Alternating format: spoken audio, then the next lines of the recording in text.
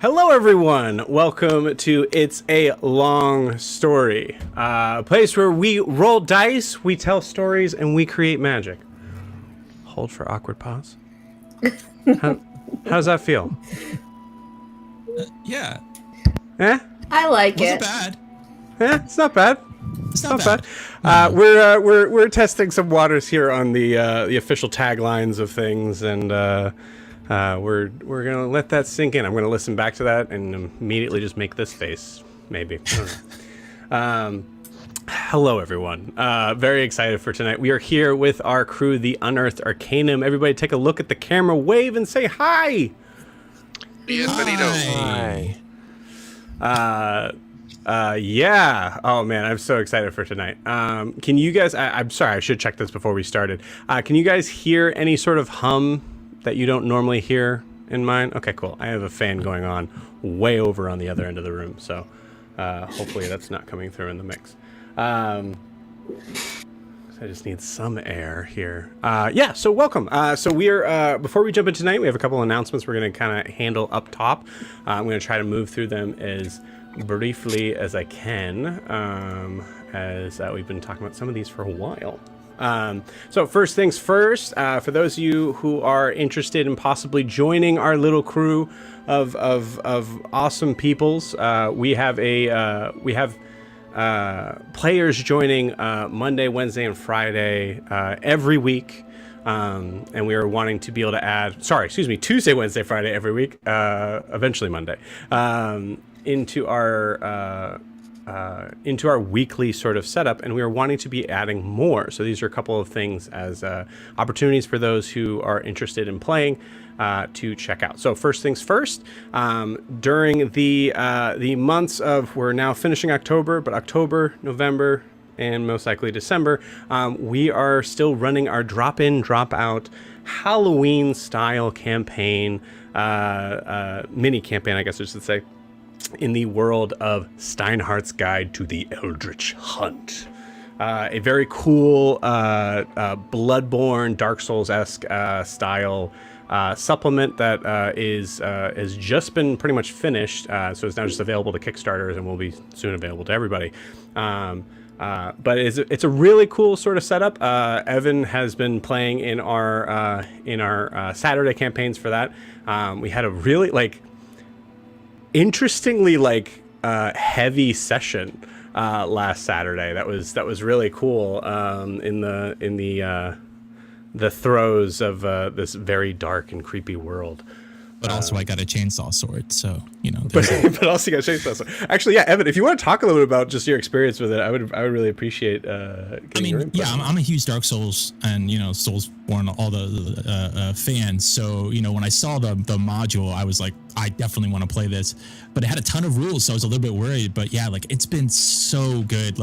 And even last week we didn't have that much combat, and it's pretty combat heavy kind of thing, but it was still awesome. The lore, everything that was going on, and yeah, plus the characters get to be so weird and so overpowered. It's fun. It's really fun. Yeah, that's a great way to put it. I think we'll normally have at least one combat per session. It's still going to kind of have that.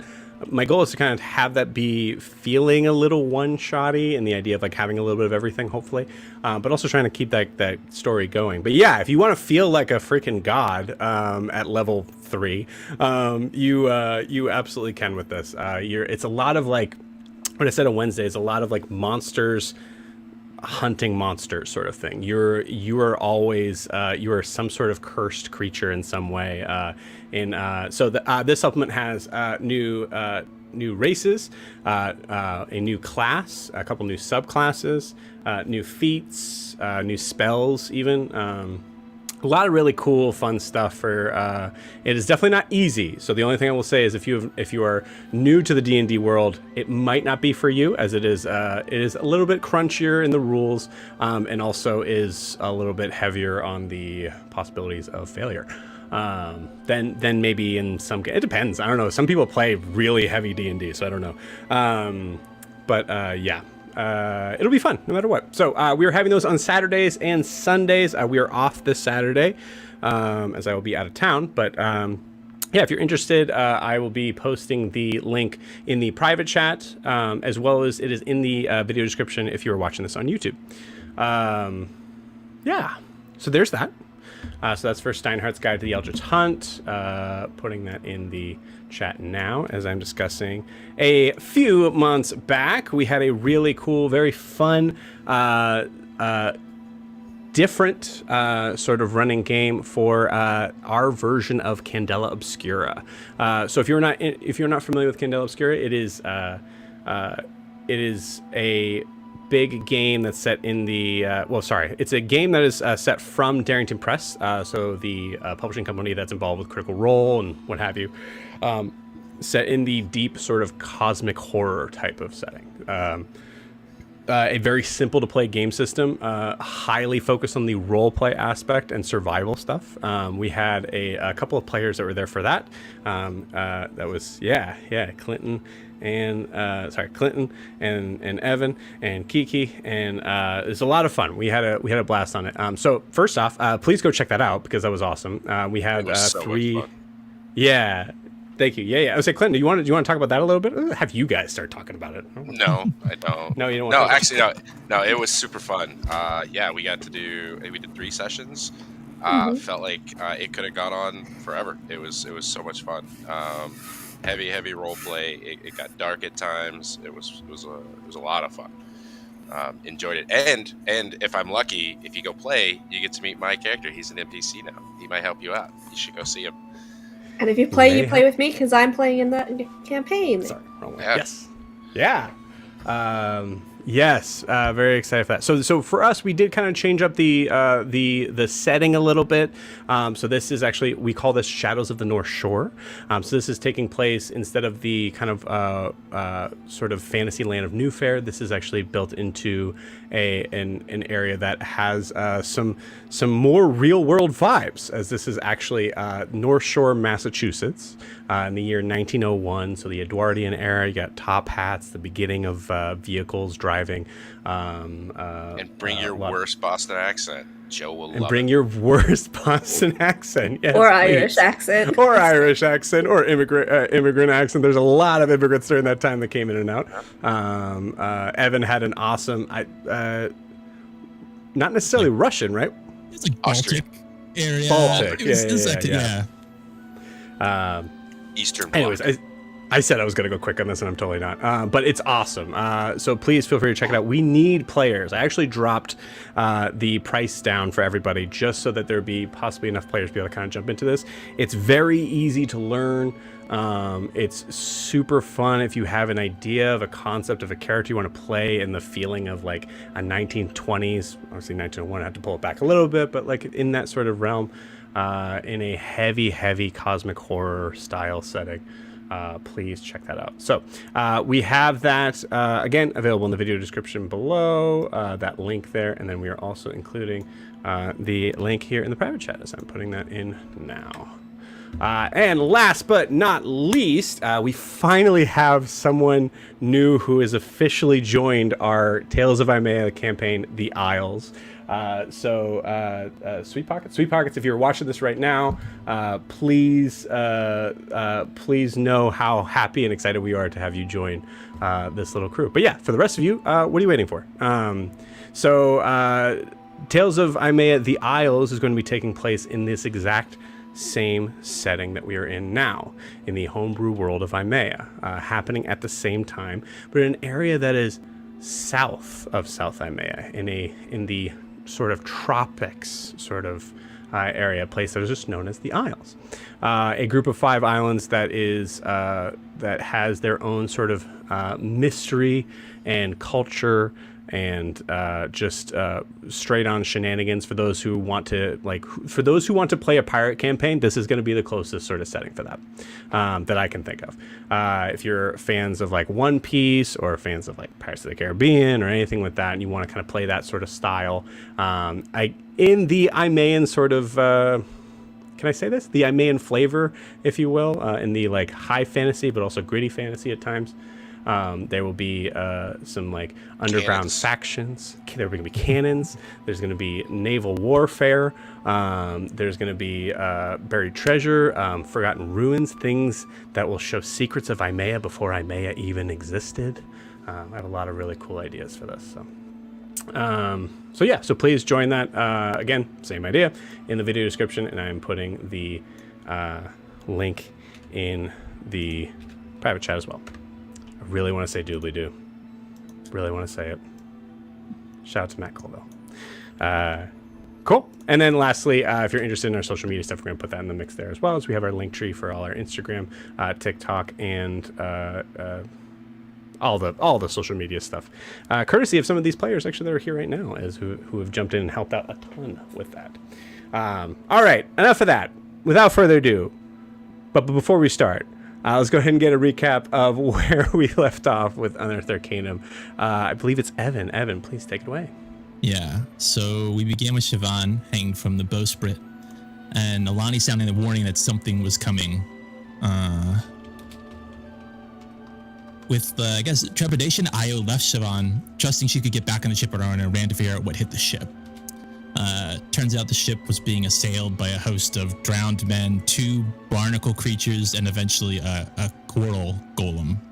Nalani did what he does, raining down death from above, and the golem took no time in trying to put a stop to that by cracking the main mast and sending him tumbling down. But Yori appeared 12 foot tall in a burst of flame, flapping his wings and shouldering the mast, slowing the descent just enough for Nalani to slide down and continue to shoot arrows at people before almost falling off the ship, being helped by Alistair. As the 2 barnacles on the side were destroying the ship, Siobhan and Gwen started hurling refulgent motes of purple and gray raw power at them, knocking them back and finally combining into a blast that destroyed the barnacle on the starboard side. Meanwhile, Io dealt with both the drowned men and the barnacle, I believe, on the port side, and Alistair pulled out a new trick, igniting the golem with a burst of magic and gunpowder flame. Yori struggled to grapple with the coral golem, and massive, unnatural waves began to crash down on the crew, eventually knocking out Io and Siobhan. And at the last moment, the party pulled together to finish off the golem, Yori suplexing it while Alistair hit it with another blast of magic. And finally, the ship was safe. Thankfully, neither Io nor Siobhan died, as again, Alistair split into 2, administering healing to them both, ensuring that they still had more story to tell. As Siobhan awoke, she found herself feeling changed, possibly from having come so close to death so many times. And that's, I believe, where we're at. I probably missed some stuff. There was a lot of good action in that thing, so if I missed anything, I'm sorry. Okay. Yeah. I think I did mess with the Very good. necrotic Seashell. conch. Seashell. Yeah. But I wasn't sure what happened there. It just like sent out a blast of something, so I guess we'll find out. Oh God, just so you guys know, I have to do a million other things, so sometimes I have to mute and then unmute and things like that, so I don't know if I missed that or not. But yeah, holy cow, that would have been like... if I probably would have found a way to kind of like cheat myself in this, but it could have been like campaign ending. Just so you know, that was a wild That's the second choice. time we almost broke your campaign. Yeah, that was a wild choice. It would have been really fun to have you guys roll up new characters after that. Awesome. Cool. So yeah, so let's go ahead and I'm having trouble actually. Are you guys hearing the music okay? Yeah. Yeah, I can hear it. Okay, cool. I bumped it up a smidgen. Go ahead. If we're picking up exactly where we left off, Siobhan is in her changeling form. So I think the Io or the Alistair that's over Io will fade away. I'd like to think it just kind of goes off in like the wind and little particles, like an Avengers dust thing. And then the Alistair that's over there with Siobhan will take off his coat and kind of wrap it around her and pick her up and lead her towards like a closed room. Cool. Awesome. Great. Yeah. So I think we'll kind of like leave right off from that as we'll move off to like kind of like a little bit of a distance thing where you say you can actually just like bring her to the captain's quarters as she is as she's kind of like recovering. So let's move forward a little bit to there. I think that's cool.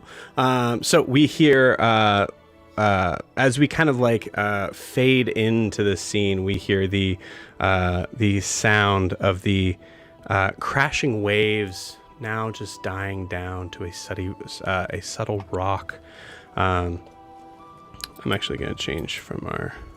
No, we'll keep the main theme. We haven't heard the main theme in a minute.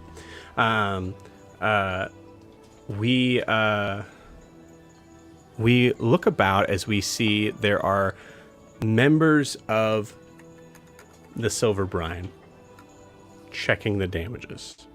We see the captain kind of at the helm, spyglass. I keep wanting to call it telescope. I don't know why. Hopefully I'll fix that by the time the other campaign starts. Spyglass looking out, standing up near the captain's wheel. There is Gruff and Zimmer Zephyr are looking at the pieces left over from the mast as they are, as we see, I think in a realm of like not really hearing, just hearing murmurings, not really hearing the actual words being spoken. You see fingers pointing, a hooked hand out, clearly mentioning the mast that is now very far on the horizon out, kind of being a Captain Obvious of like, look, it's over there. And we have the rest of the crew strewn about doing what they're doing. So we'll say we're going to have Alistair and Siobhan be last on this, possibly. We'll see how it kind of goes. But what is everybody doing? Feel free, the rest of you four, to kind of shout it out.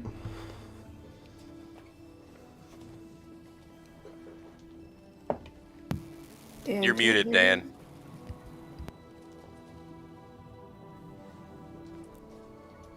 There. Sorry. I had the mute on the switch pulled on. You're good. So right now, Io is on the deck with, I'm assuming whoever's near him, fixing what he can with mending. Even though it's probably taking forever. And cool. Yeah, that's what he's doing. Yeah, so casting mending on like the sides of the ship and like the hull and things like that. Cool. Dan, go ahead and give me an investigation check with advantage. Okie dokie, can do.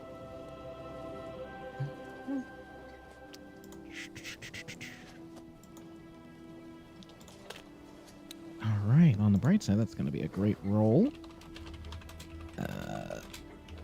That is a 16. 16? Okay, cool. With a 16, you see there are massive, from the side that you're on, there is a massive amount of damage here. You are taking in a good amount of water, patching up things that you can. Your summation is, we need to stop. We need to anchor on shallow shores to be able to figure out how to be able to fix the stuff on the ship. So you're catching that immediately. Very cool. Someone else? Yeah. Yori is over by Fenrir, who tends to be kind of on the deck somewhere, in a pile of hay or something, and he's just kind of Fenrir is kind of investigating Yori's injuries, and yeah, so it's fine. I'm all right, Fen. I think that's out of its socket, but other than that, I think that's the shoulder. Oh, you want to help?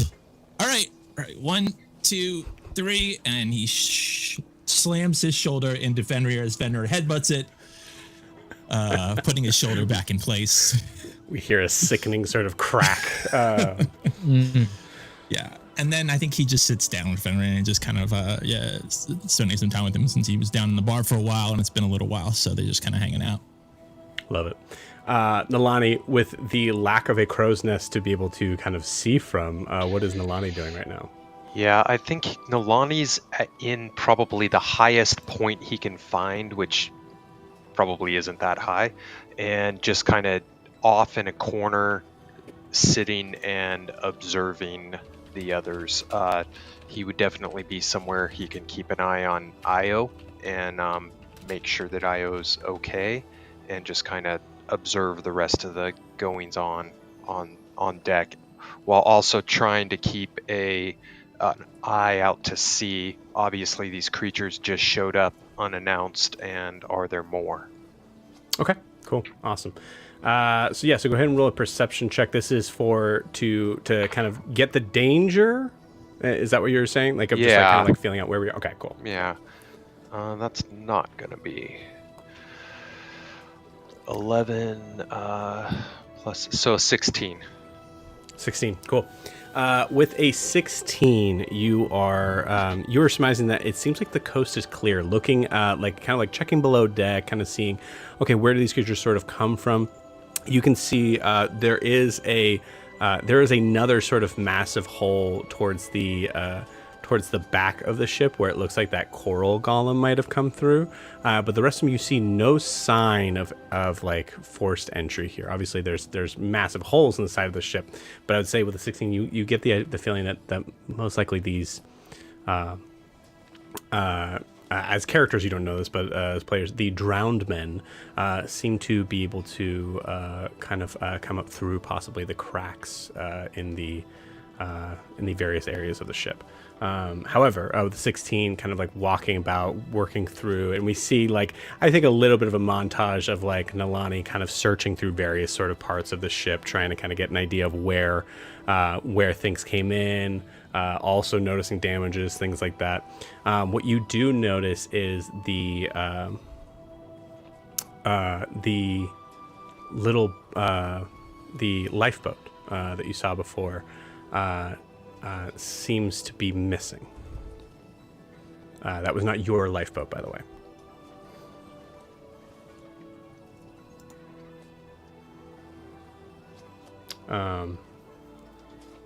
So that's what you get with a 16. But sorry, all that is to say that you don't see any like signs of anyone left over here, like any sort of enemies. It seems like the coast is clear, albeit you're probably hearing some sort of reaction from Io on saying like we need to make port somewhere. Are there and I can see no lifeboat on the horizon or anything? Not with a 16. Can I is there anyone missing? Oh, that's a good question. You okay, hold on. Nope. Yeah, no one's missing. You kind of account the smaller crew pretty easy to kind of figure out and determine. Yeah. I'll say like even like kind of like I say give me an insight check maybe, I think, with that. And then we'll move on.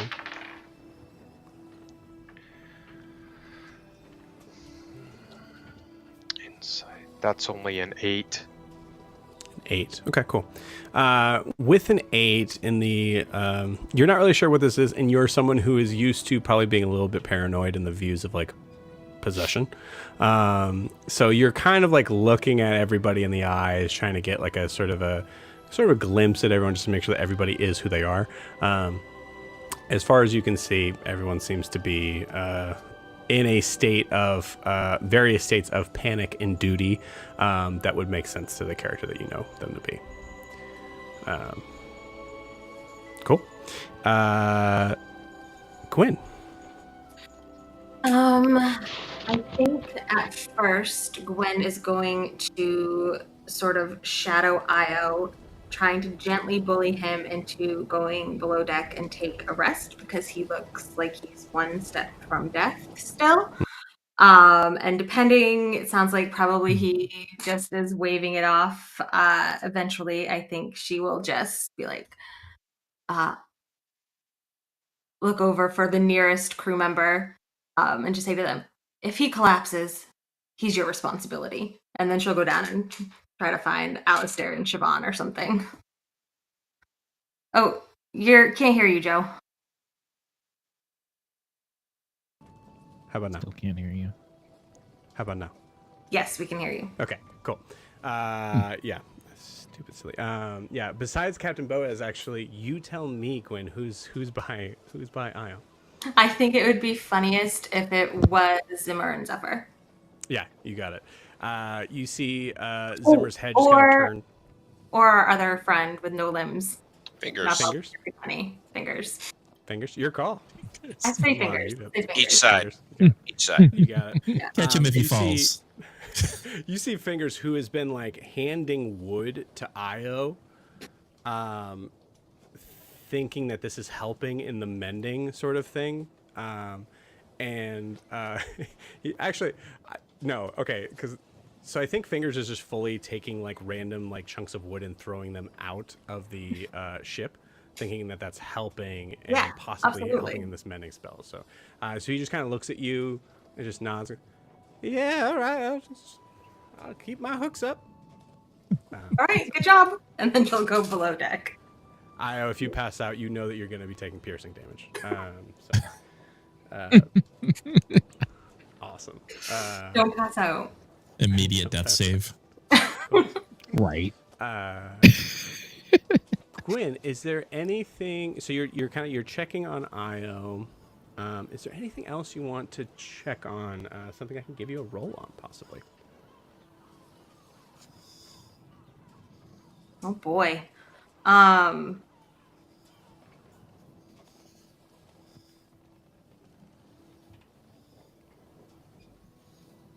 think she's mostly just concerned with her friends right now. She's not really thinking about the ship at all.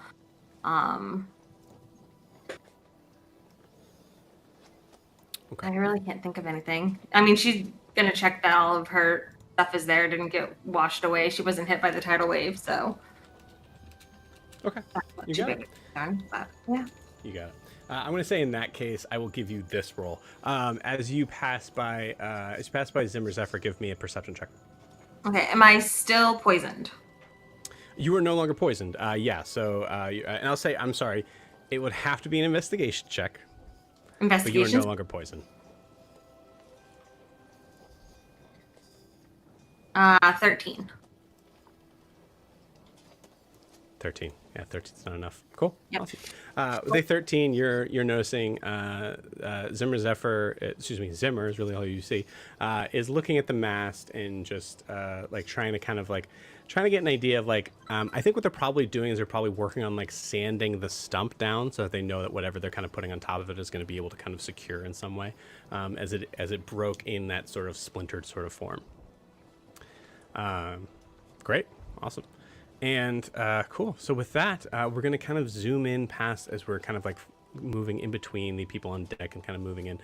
We will zoom into the captain's quarters as we see Alistair and Siobhan. I imagine Siobhan is probably like kind of like either sitting in a chair or laying on top of the captain's desk at this point, just trying to kind of get their bearings. I think we start with Siobhan, I think. Yeah, I think she would have let him throw his jacket over to try and hide her changeling form as they moved in. Okay. 'Cause I think yeah, that's give me what his intent was. Give me a stealth check with... I'll say it's a straight roll with Alistair helping you.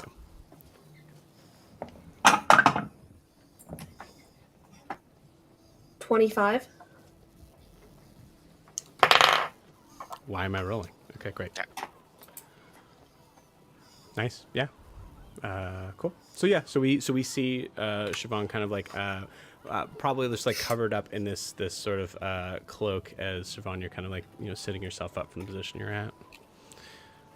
What do we notice when we look at Siobhan other than the so you said changeling form, say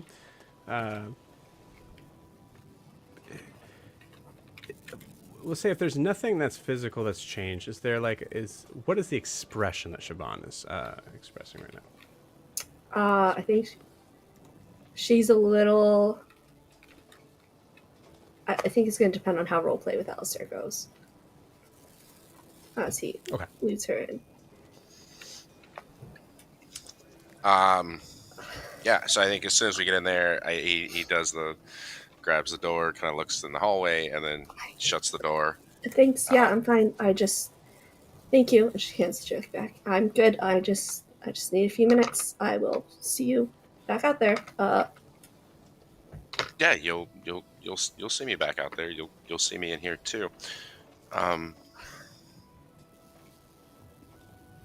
So what was that?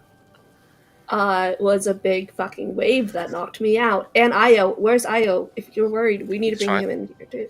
Nope, he's fine. No, I'm not the wave. So you've when I was growing up, I would look out the window of my room. Mm-hmm. There's the statue of Corellion right there. And before I really understood this whole magic energy thing, whenever there would be festivals and parties and dedications to him, there was always like a slight haziness.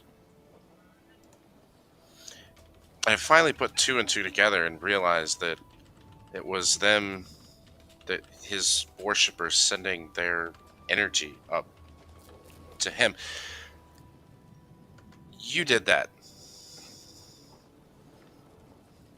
just now when I saw you. What was that? When I passed out? Yes. There you did I don't, something, and you I don't told know me what I did. you told me to take care of Maeve.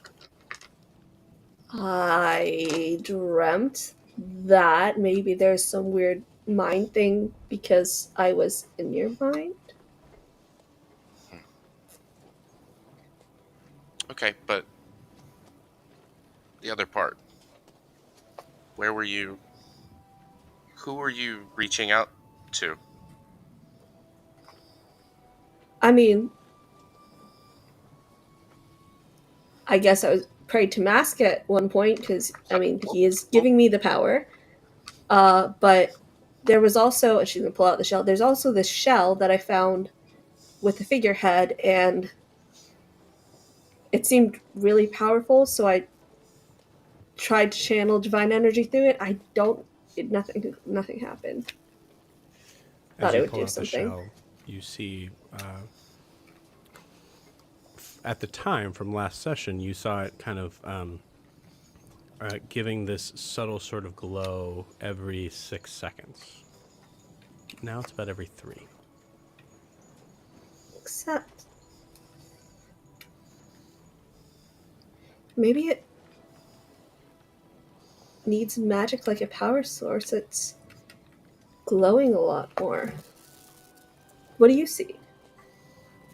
Maybe Io's a seaworthy dude. Maybe he's seen this before.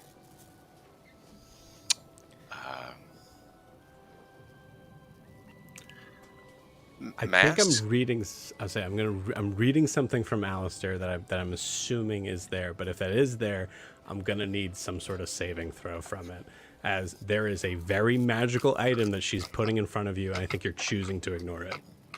Mm-hmm. Trying to. It's I know what I'm doing. It's a 7. Yeah. Okay, cool. I think you can continue with what you're saying. Your eyes are darting No. to it. You were so Mask. You were. Do I know anything about Mask? I mean, I don't think Alistair would he? Roll me a religion check. It's a pretty high DC.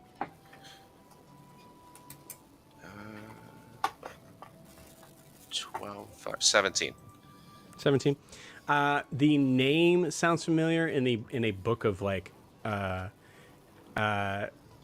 actually, yeah, I would say the name sounds familiar in a very large book that you saw that was the banned deities of South Imea.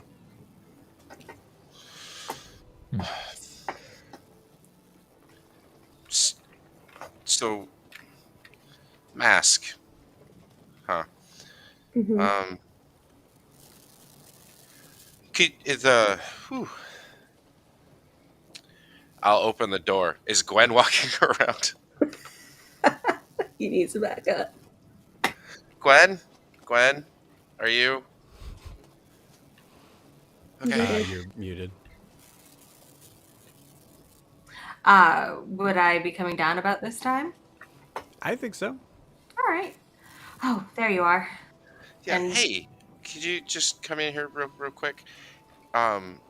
Chuan has this shell that Really she cool shell to show you guys, and then I think I'll go try and help on the shit. Help out with. I've already left Io up there looking like he's about ready to fall over. You can sit down and rest for a minute. Yeah, do you if I was thinking you could take the shell, maybe put it in your pouch and you could give it to Io. Chuan thinks Io should see it. All right. I think it should. I think he should see it. I don't know about letting him touch it with his book because I did pour a little divine energy into it and it's glowing a lot faster now, and I don't know what it'll do with a creepy book that wants to kill itself. Okay, so again, the divine energy thing. She told us about this Mm-hmm. We were Yeah. the drunk ones. 5 minutes ago. You just don't pay attention. It's selective hearing. I see that. Men. During our drinking time, Sure. she made a new deal with something. Get Yeah. silly powers now. Yeah, but she doesn't have divine energy. Where is she getting this from? Siobhan, you- as you're doing this, go ahead and give me a religion check, please. 15. 15. Cool. With a 15, actually, never mind. I'll tell you privately. So you said I need to rest, and you are not being very restful right now, Alistair. I think at this point she notices she's in her changeling form. I just need a minute to figure out what the hell has. Can I just have a minute? Yeah, and then I'll sit down.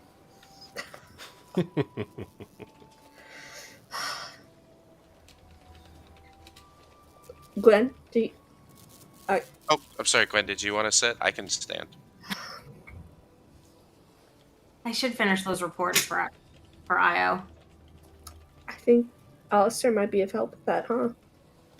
I've never been really that great at reports.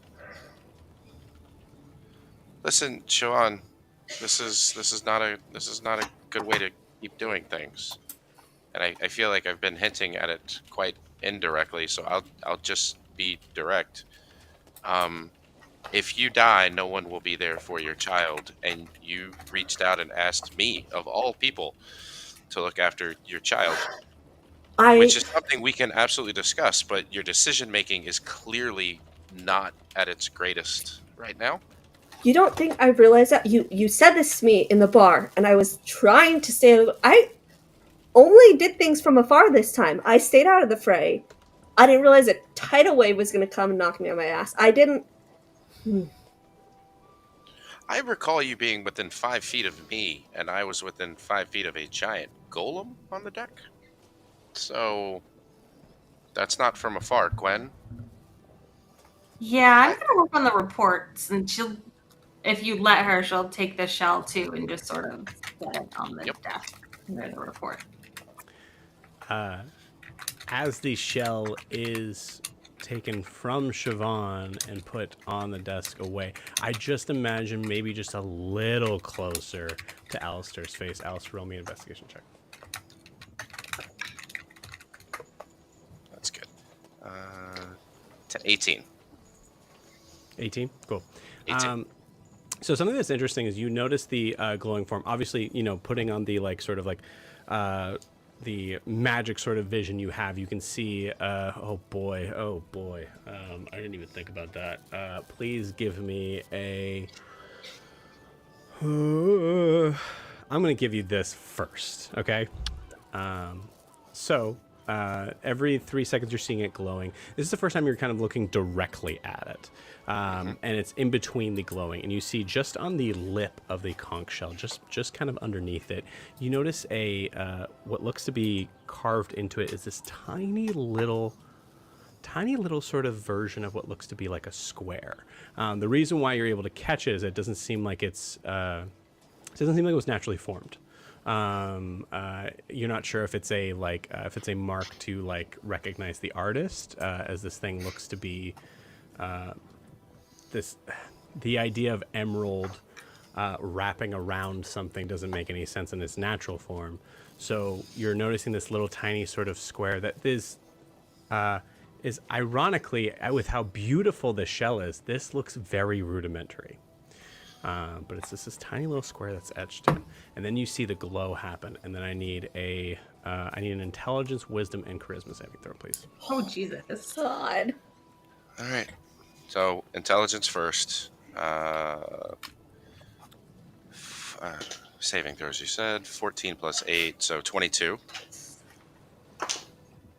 Wisdom. Okay. That's going to be 19 plus 1, so dirty 20, and the fun one.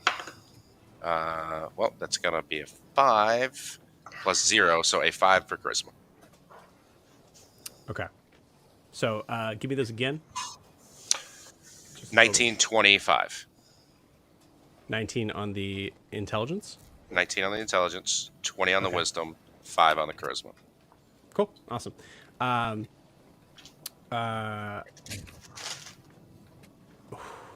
is bad. Yes. But you also failed the intelligence saving throw. So with the intelligence save, I need you to, for the next 24 hours, add 2 to your intelligence modifier. So plus 2. Okay. But anything that is not involving magic is going to be rolled with disadvantage. Got it.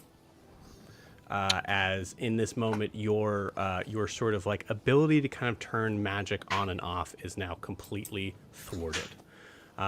You're now looking at everything in that sort of Matrix goggles sort of look. So that's what you get with that. You saved on the wisdom save. On the charisma save, I think you... what do I want to do with you on the charisma save? Because that's really bad. I think what happens is you are... if we had a number for your irritability scale, it is cranked to 11. You are now in that point of like everything seems to bother you right now, whether or not it's linked to the vision that you're in currently right now. And then also you're noticing that your movement speed is halved as you cannot seem to ignore the pain in your leg. Oh, no, buddy. Great. So with that last line of this needs to go IO, I think as Gwen goes to reach for it, I reach out and grab it and yank it back. You know what? That's fine. We can talk at another time whenever you decide to be reasonable. Gwen, if you want to stay, you're more than welcome to. I'm sure Siobhan would love your company rather than someone who genuinely wants to be there for you. You truly see it. There is someone else in this room. You see an outline of a form, looks to be humanoid, sitting at a desk, staring at Siobhan. Do I notice him notice that? Roll me a perception check. Oh, I don't trust that dice. I don't trust that dice. This is fun. Oh, I trust that dice. 18 plus 22. 22. You definitely notice him looking in that direction, but only when Alistair says something, I think, even in that realm, because it would be kind of odd otherwise. But yeah, so Alistair, you see the form. And you? What? You see the humanoid form just seems to turn its head. All you can see is an outline. Are you here for good or ill? Emotions for Siobhan. Alistair? Are you ready to talk now? No? Okay. Ill or good? Or I think neutral? at this point, Siobhan, you just straight up hear in your head, can he see me? I think so. Alistair, you can Fascinating. see him? See who? That one. Right there. I gotta try this. You see the form get smaller in the seat. Seemingly, I'd say as you're now paying attention to it, it seems like you kind of notice the faint outline of what looks to be a young female toddler. That's Mask.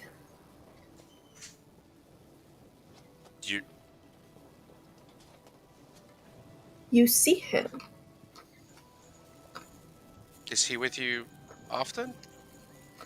Not often like this. I mean, he's appeared a few times. You can see him? And I think I will pull a chair over across from where he's at and just sit down, grunting the whole way. Just... Why here? Why now? Can he hear me speak? Alistair, you can't hear that. Do you hear anything, Alistair? Just you. Is he He's talking? talking, yes. And what's he saying? I think he's just surprised you can see him. I think we're all surprised we can move beyond that now. This is think. weird. I don't like this. He's not quite comfortable with you studying him like that, I think. This is new. You see, actually, I'm gonna roll. I'm gonna roll a wisdom saving throw for math. Nat 20. So yeah, you see him. Sounds about right. Yeah, you see him just like kind of like start to kind of revert into different sort of shapes.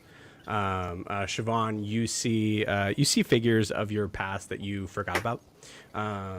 That start to kind of like come up, and you see, but he's like just kind of staring just to see if the amalgamation is changing. I think Alistair, you're just watching where his head like goes and where. Okay. Yeah. Don't. Is it because of this thing? Am I still holding no. the shell? Yeah. I think it might be the shell because You can tell him to drop it now. You can tell him to put it away. Back to Carter. Let me see something, Alistair. Can I see the shell? Just No. trial and error, experiment. Nope, we're good. And I will pull out one of the buttons that I have, and I'm just going to slide it across the table. He wants you to take the button. No. Yeah, I'm not of this plane. I don't think I can even take that button. What is this? Maybe we should all put the shell down. So Alistair, wait, Alistair, I think the divine being among us says it's a good idea that nobody touches the shell for a minute. Gwen, can you help me out here? Yeah, Alistair, I think maybe that Just sounds put it like on the table. I'm going to... Do I get the idea, because is Alistair putting it together, that this will allow anyone to see something like Io's patron, or just this person? Oh, that's a rough one, man. I'm gonna say give me an Arcana check. This is somewhere between a history and Arcana check. So would we call this about magic, This would be a straight roll. This would be about magic. That's true. Okay. Awesome. Man, I'm not that great at Arcana. 14 plus 12, 26. 26. With a 26, I'm trying to think of how to.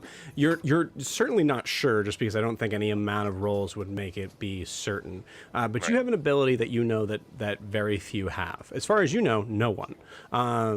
On the ability to be able to see magic taking place.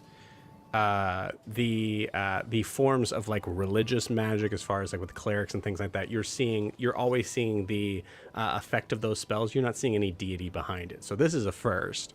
But I think you equate the idea that in a way that I think also probably gets into like Alistair's like conceitedness a little bit about himself, on the idea that you can do this. As you think there's a possibility that your powers are boosted in this way. He's a scientist at heart, so I think he'll hold it up with Gwen. I'm assuming is behind him. I would keep a hand on it and wait for Gwen to put her hand on it, but I'm not gonna let go. Okay. Yeah, Gwen will absolutely do that. I will say, okay, before you do that, I'm just going to say, because as Alice, you rolled pretty dang well, I think you also get the idea of the negative effects that you're feeling also came from this shell. Jesus. Because you rolled really high. That's the reality of that roll. Yeah, well, he is a scientist at heart, and honestly, the I love answer it. I love is it. more important. How is Gwen? I love that. Heart. They So are.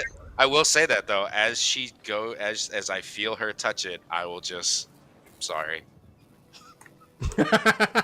Okay. I'm When she watching touches them it? in When she and if there's any negative reaction, I'm going to try to snatch it away from both of them. Okay, you got it. Cool. I would say go ahead and roll that sleight of hand check with disadvantage. As you are recovering, you're hurt, you're kind of in a weird sort of space of point of rest, I think, to kind of jump into that. I want to roll opposed to that if she's trying to take it from me. Because Yeah. Well, I'm waiting to see Sure, if like you're having something happens to disadvantage, Gwen. but yes. I'm just waiting to see if something happens to Gwen. I'm not just doing it. I'm seeing if like Gwen cringes or something bad happens. Okay, cool, awesome. All right. She touches it. You got it. Same thing. Roll me an intelligence check, a wisdom check, and a intelligence, wisdom, and charisma saving throw. All right. So you failed the wisdom. You know, I have a +1. Oh no!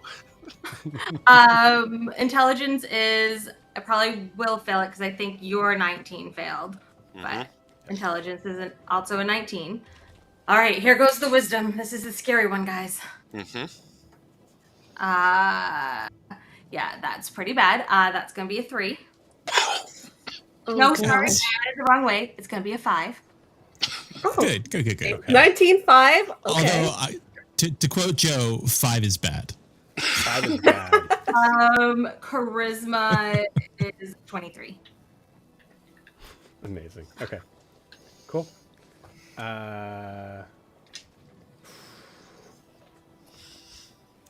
It's fine. Let's do it. I love you, Jess. Okay, cool. So with a 19, which is still a fail, Gwen, you... So a 19 is enough to fail, but just only just. So I'm going to say the same thing happens. You get to go ahead and add +2 to your current intelligence score. By the way, if I didn't say this before, I'm going to say this now. This is only for 24 hours. You failed, however, so anything that is not involving research on magic or anything involving magic is going to be a disadvantage. Your wisdom saving throw is Abysmal. so bad that I think you are no longer on this plane in your mind. Okay, let's go. Immediately snatching it Am I away if just she's going to in the drop. real plane now, or where am I? I think you're... Man, I want to put you back in the library, but I think that might be not working hard enough. You are actually, yeah. No, what's you tell me what's Gwyn's like? I'll say this: where is the plane that Gwyn would like to pretend to be in, and where's the most favorite and least favorite? And I'm gonna have you roll for it. Actually, I'm not gonna have you roll for it. I'm just gonna be honest with you. With a 3, it's the least. Yeah, What's your least no, favorite? I'm gonna say because that would actually be the same place, and I don't want to say it, but it would definitely be the Nine Hells. The 9 hells, of course. Do you Yeah, want absolutely. to find out where it's from? Yep. So as soon as you touch that, you see Dr. Karan screaming in your face, grabbing you by the collar. As you see his face just seems to melt before you, as you see endless, endless sort of passages swooping in and out of these rocky sort of formations. You can see this like distant sort of bubbling sort of pool of what looks to be blood as it is passing through underneath a very large waterfall. As your mind takes you and swoops you right underneath that waterfall, and no matter what you're seeing, everything you're in that realm underneath the waterfall in hell with like a torrential downpour of blood on all of the walls around you. Amazing. Am I able to reach back for Dr. Karan? No, Dr. Karan, like it almost feels like Dr. Karan pulled you into Oh, this. was you there? Amazing. Yeah, he's gone. His face melted away in a You go to hell, terrifying Joe. fashion. Yes. I am. What do I see when this happens? What do you see? What's Gwen's reaction is what you see. Yeah, Gwen, I think, like, so they can still... I understand. You're not actually there. Your perception No, is there. I get it. I think Gwen just starts... I think she freezes, honestly, with this scene in front of her. And then I think she just starts trying to, like, wipe it off and run away or look around, see what she can see. She's freaking out. Okay. You do all 3 of those things, I think. All 3 of those things at the same time. Probably punch Alistair in the face. Definitely trying to grab that shell from both of them after seeing those reactions. Okay, cool. You try to grab the shell from them. Go ahead and roll me a straight sleight. No, sorry, sleight of hand with disadvantage against Alistair's sleight of hand disadvantage. Sleight of hand or strength? I'll give you strength. Sleight of hand for me, though? Athletics. Yeah, I'll say I'll give Yes. you athletics on it. I think it is technically going to be sleight of hand against sleight of hand, but I'll give it to you. 26. Okay. Okay. We're good. She got it. Takes it from you. So this is you guys. As the rest of you guys are just like, man, this boat is rough. We need to get out of here now. Like, there's a totally different scene that's happening inside. Incredible. Yeah, you see Gwen start to just kind of like convulse. Her body kind of like darts forward or darts back, slaps Alistair in the face. Sort of like is looking around, but also trying to kind of like probably has hands out, trying to feel. You can see Gwen is not here in her mind at all. Siobhan, as you grab it from her, I need you to give me a sleight of hand check with disadvantage. Me again or Jess? You. Siobhan. Sorry. Okay. You, Kiki. Pointing doesn't help. Sorry. Point at the camera. I don't know if it'll help, but I think once that thing's out of my hands, I will try and cast Lesser Restoration on Gwen. Works. Great. Yep. 24 is the lowest roll. Cool. I rolled... What's your sleight of hand? Plus 10. Okay. Yeah. Cool. Awesome. As soon as you take it in your hand, before you're even able to feel the effects from it, you see Carter reach out across the table, snatch it, grab it, disappear. Oh, shh. I think Gwen is just saying, drop it. It's bad. It's bad. It's gone. It's gone. It's gone. Gwen, come back to us. Can I cast guidance on her? Yeah, absolutely. 5 seconds later, drops in your lap. The shell? Conch? The shell drops in your lap. You cannot see Carter anywhere. My No. lap? Is it glowing? Don't touch it. It is Siobhan. no longer glowing. Just don't touch it. I don't think it's going to be a problem anymore. Gwen, are you okay? What did he do? Gwen's fine. Gwen is not fine. Gwen, are Gwen you is okay? fine. She slapped you. Yes. I saw Dr. Corinne. You pulled me into a waterfall of blood. And then there was just fire and blood and fire. It was And the shell. It was the shell. It had nothing to do. I'm sorry that you dealt with that. You're fine Am now. I bloody? She looks all over. Make sure she's not No. covered in blood. That's a good question. I think lesser restoration allows you to come back to this plane. I think what Gwen sees for the rest of this, because this shell is more powerful than any of you, if that's not clear. What you do see, Gwen, is this entire room is caked in blood and it's continuously dripping. Yeah, so she's just starting to like cast prestidigitation. She's like, "Don't you see the blood? The blood is there. It's there." She's Gwen, there's no blood. Gwen. Gwen, we don't have time for this. Okay? You're fine? Okay? Anyone who wants to walk in on this scene too, by the way, you guys have been hanging out, being patient. You're I fine. think What did your man do? Gwen. she just closes her eyes and takes a deep breath. Let's see. What should I roll to see if I listen to Alistair more than my own senses? Whatever you roll, you have guidance. Yeah, Intelligence with disadvantage. it's not involving magic, so whatever it is with a disadvantage. As that has not gone away for either of you. I think it's insight check on who to listen to. Yeah, that's a 2. She's still trying to clean and she's not paying attention to you. And if you try to come near her, she's going to start trying to prestidigitation the blood off you too.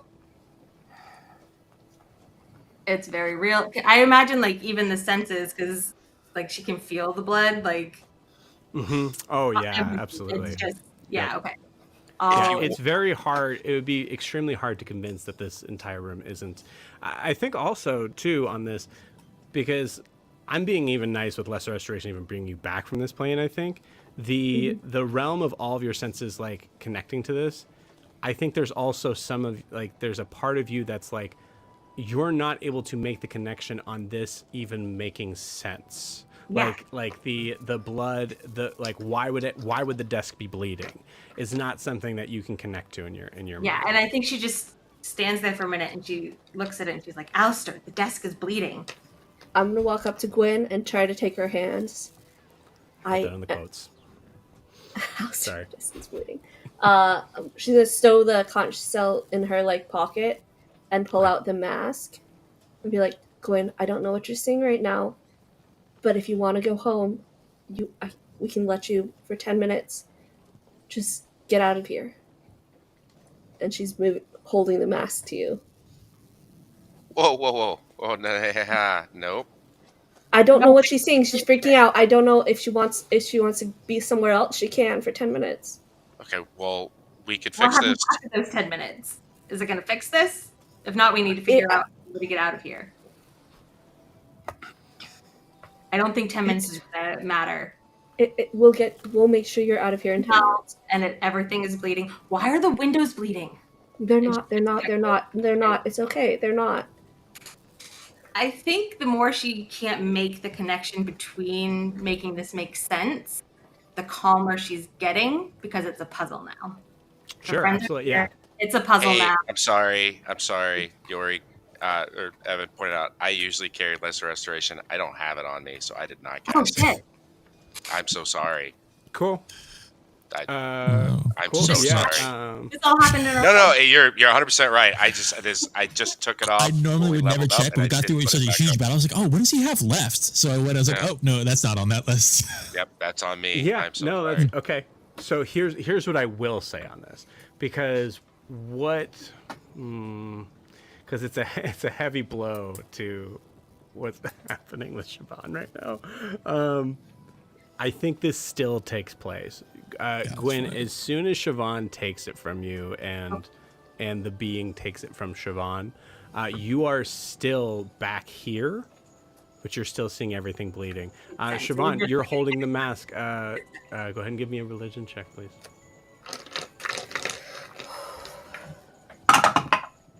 19. 19. It's super weird to say this in the realm of like you guys just leveling up and like being a part of this like this sort of clericiness on this. I hate to tell you this, mask is not there. That feels just like a plastic mask to you, or a wooden Ceramic. mask. Ceramic, yeah. Thank you. Porcelain? It's fine. I'm okay. We just have to figure this out. We're really good at puzzles.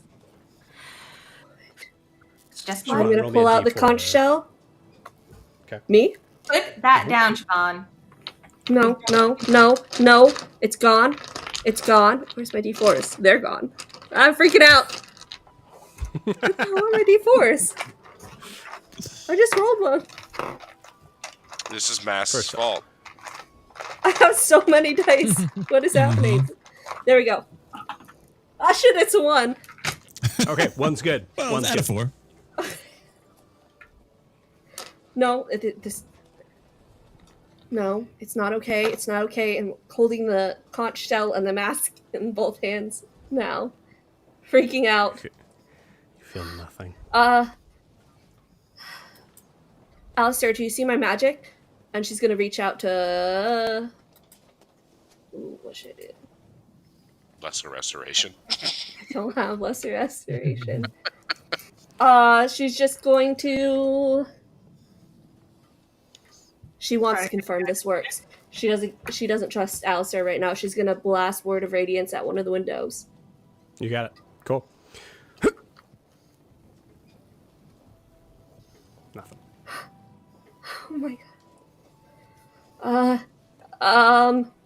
No, this is not okay. This is not... Oh. I feel nothing from the conch shell either. No. I think you, because you rolled a religion check on this, so I'll also give this to you. Mask is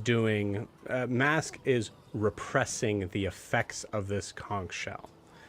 And to do so means that Mask, who is a deity, who is like everywhere at once, who's omnipotent in certain ways, is having to, like, you imagine that there's a good possibility that everywhere in the world that Mask is, everyone is feeling this, as everyone is feeling not only nothing, but the absence of something. Shit. She's gonna go over and punch the window out. She doesn't care if she hurts herself. She's gonna punch through the window.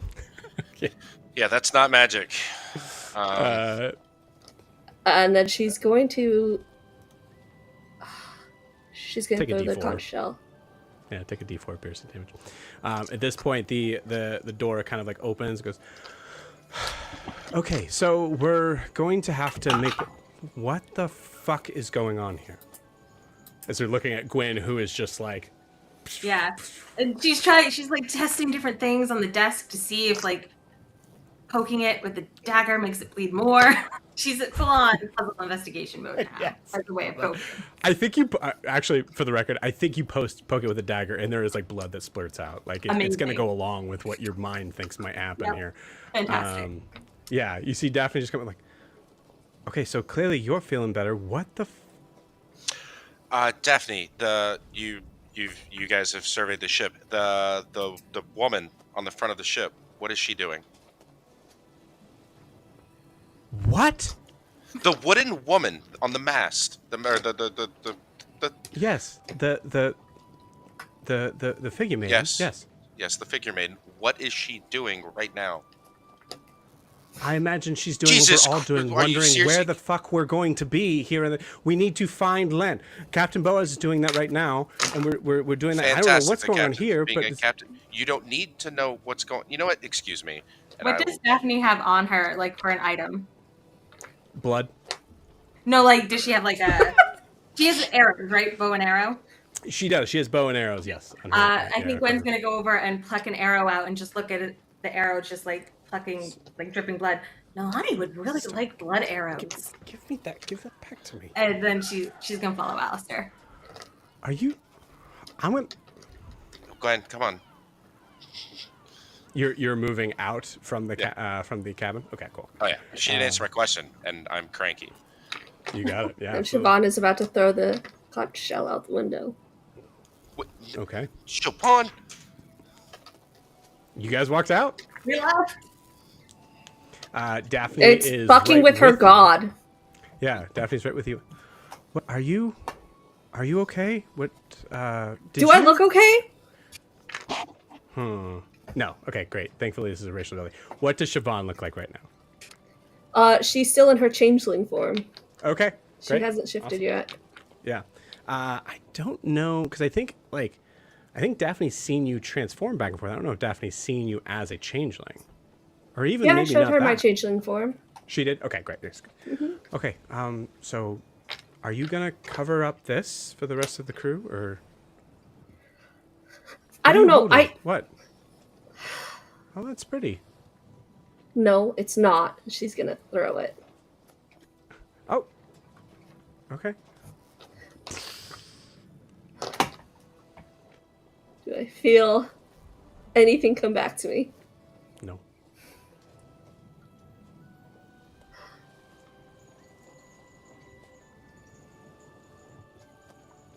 I think I need a couple minutes, Daphne. Okay. I was gonna say, do you need some air? But it looks like you just made a way to breathe it. Okay. Work it. Never mind. Yep. Okay. Just close the door. Above deck, up on deck, we zoom out to see Nalani. Boaz comes walking up to you. You see the Minotaur kind of like pulls himself up to the side of the ship where you are and goes, okay, so you see things. I am I'm good at a lot of things, but I need you to use this. We need land. I need you to find it. It's a. I assume he's holding out a Spyglass. looking glass. Mhm. Yeah, I think there's still one mast standing on the ship, isn't there? There's two. There's still two. Okay. Mhm. So Nalani's gonna go climb the tallest one Cool. and start scanning the horizon. You got it. Cool. Awesome. So yeah, I think you climb the one that's towards the bow. That's be like kind of just in the direction where you're going. I think, and I'm not sure, but I think the mast that's closest to the bow and the mast closest to the stern might be the same height. Boat-wise, I have no idea, or ship-wise, I have no idea. But so we'll say you go to that one because that's sort of like in the way of where the direction is. Cool. Go ahead and roll it with advantage and add +5 to whatever you roll. Straight roll. The advantage. That is a 15. With adding the +5. Oh, sorry, 20. 20. Okay, cool. With a 20, you see, Jesus. The DC was 20. I didn't think that was going to be. You see Jesus. You see in the like sort of like the glow of what is now kind of like the middle of the day, you can see the sun is kind of like high in the sky. And I'll say with a 20, you're noticing like you're looking around for everywhere where the sun isn't at first to be able to kind of keep the sun out of your vision on this. And then you see out towards the, I need to make sure I'm doing this right. Whatever, you guys are close enough, it's not going to matter.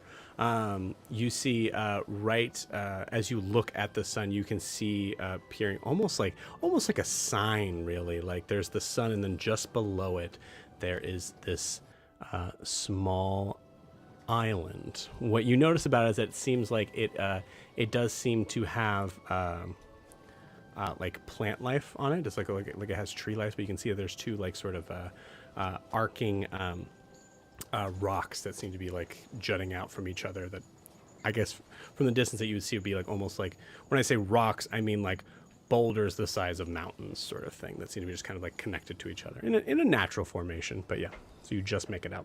It looks to be about maybe you've been on boats. I'd say it's about maybe a 2-hour journey. I think Nalani kind of yells down to Boaz and points in the direction of the sun and says, just kind of yells, land under the sun, and just kind of points. The proper saying is land ho. Land fro. Land ho. All right. Okay. All right. And you see him kind of like walk back, and we'll say walks past Io, who is now, or sorry, Yori, who is up on the midship of the deck. As you see, both Alistair and Gwyn seems to, there's a crisscross of, like, you guys are all in the midship area. So there's like a crisscross of people. Boaz doesn't seem to necessarily notice or confront either of you. Yori. Hey, Yori. Yeah. How you doing? I need you to do me a quick favor. Okay. Thanks. One, are you okay? Yeah, I'm fine. You guys don't do a lot of sleeping or resting.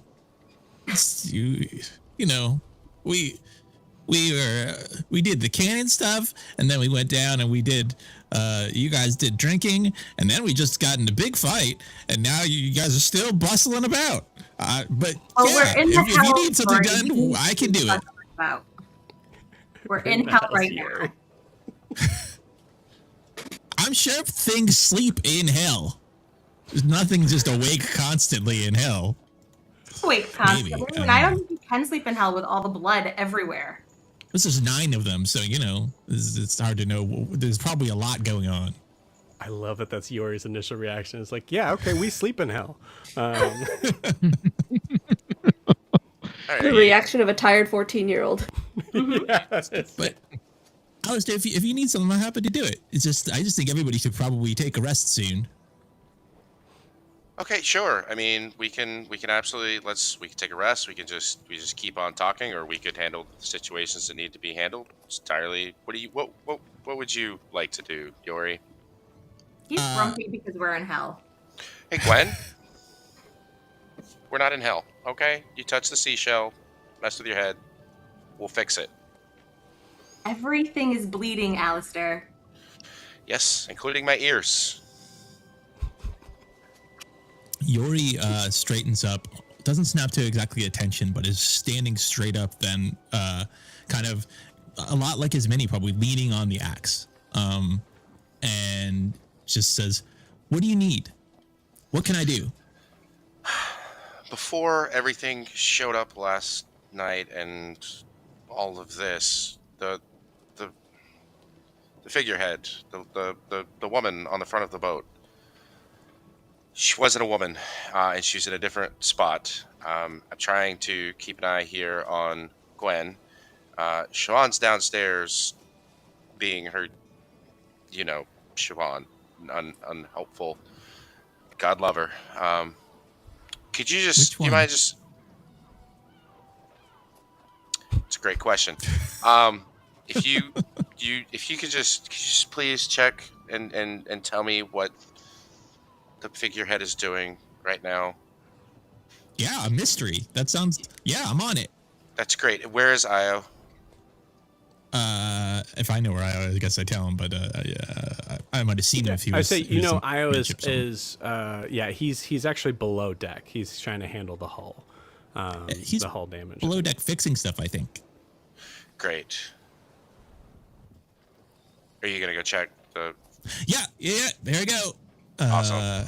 Come on, Fenrir, and we're gonna go together. Cool. Gruff just finishes sort of like sanding off the part of the masks. That's not gonna help. It's just gonna smear it more. Smear what more? Forget. You all don't see it. The blood. It. I'm gonna call myself. I'm sorry. I mean, where is it? Hey, Gruff, when's lunch gonna be ready? When's lunch gonna be ready? We don't have a fucking mass, mate. Lunch will be ready when we're able to make sure the ship isn't gonna sink. I never. It would be professed really to- bad to sink in hell, Alistair, so just Hey. let him do his work. You're like a magical being, right? Wherever that cut is, can you heal me? No, just everything is blood. The ship, the mast is bleeding, the sails are bleeding. It's just all Oh. bleeding. It's Okay. it's We cut to Fingers, who for some reason has made it up on the top of the tab. Just kind of like zooms down to him, and you see Fingers go, "I see it."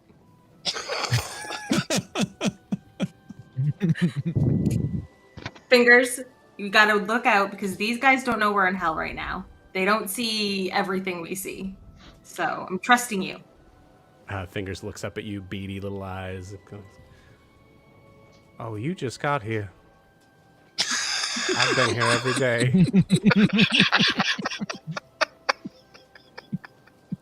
She's And gonna walks reach away. out very, And just very- waddles away. Oh, before he does, she's gonna reach out very, very like solemnly and just like lean down and give him a kiss on the forehead. I'm very sorry you've had to do this. Woo! And he moves faster. Amazing. Oh, Zephyr, can you keep an eye on this lovely woman for a minute, please? Alistair, I don't need anybody to keep an eye on me. I'm fine. Fine, come with me, and I will yank her down into the hole and go find Io and immediately start berating him for his craftsmanship. You got it. Yeah, you get down to Io. There's a point where, as I imagine, it might be, as I'm imagining ship, as someone who has never spent time on a ship. Above deck, everything like people are like running around. They're like trying to like we don't have a mast. Like things are looking really rough. We need to find land, but none of it like there's no showing of like there being a problem. Alistair, as soon as you get down below deck, your both feet just into seawater as you see Io is like just mopping his floor. Io rolled a 23 on his Constitution save, so he's doing fine. But he's like mopping his brow from water that is possibly coming from his feet and everywhere else, and is like consistently just casting mending, trying to like break this stuff up. But it's fighting against something that he will eventually lose. Io. Did you pause? Did Fingers let Captain Boaz know we need to find land now? I can breathe underwater. Y'all can't. I fully think I was doing this wall like cat, like looking at you and just like Yeah, I yeah. You see have to worry about 'cause you particles of can't breathe wood in water. levitating and everything. what do you see? I'm sorry. Go ahead. Io, tell me what you see here. You see bits and pieces of like wood and debris levitating as they're like hatching while I'm basically kind of yelling back at Alistair and I guess Gwen standing there too. Yeah, she's like telling you, fingers. don't worry Fingers about the just water, it's the blood. You have to worry about. Fingers. By the way, just to add my little piece of it. Fingers is just went upstairs. So eventually, you're actually seeing wood coming like sloshing into the into the ship from what he's thrown out. But yeah, Io, you hear Gwen saying everything's blood. Okay, you need to start going to bed again because, ow, do Listen. y'all not hear me? I don't want to Listen. alarm you, but nobody but me and Fingers realize that we're in hell right now. So just keep doing what you're doing. So nobody but you and the insane little man who doesn't have legs or arms. Okay. Maybe haven't you probably thought maybe you're the problem here? No offense, Gwen, Never. but maybe something's wrong with these. No, because it's everywhere. Pointing at the I'll let touch flashes. it. It's disgusting. How about you not talk to Gwen like that? You seem a little frustrated here. So, you know what? You Because we are might a being drown. who drops water if we're drowning, it's probably because of you. Why don't you head back up on deck? Gwen, you're welcome to go with him. Please take her with you. She needs someone to watch over her, and let me. I don't need anybody to watch over me. No, of course not, Gwen. Io? I'm already handling my shit down here. Io, they need someone who knows You how see to sail. Donovan make his way down the ladder, just because I have to get everybody in on this. You see Donovan kind of make his way halfway down the ladder. Goes, No. sorry, a quarter. What? No. Wow. Oh, got it. I just walked back up.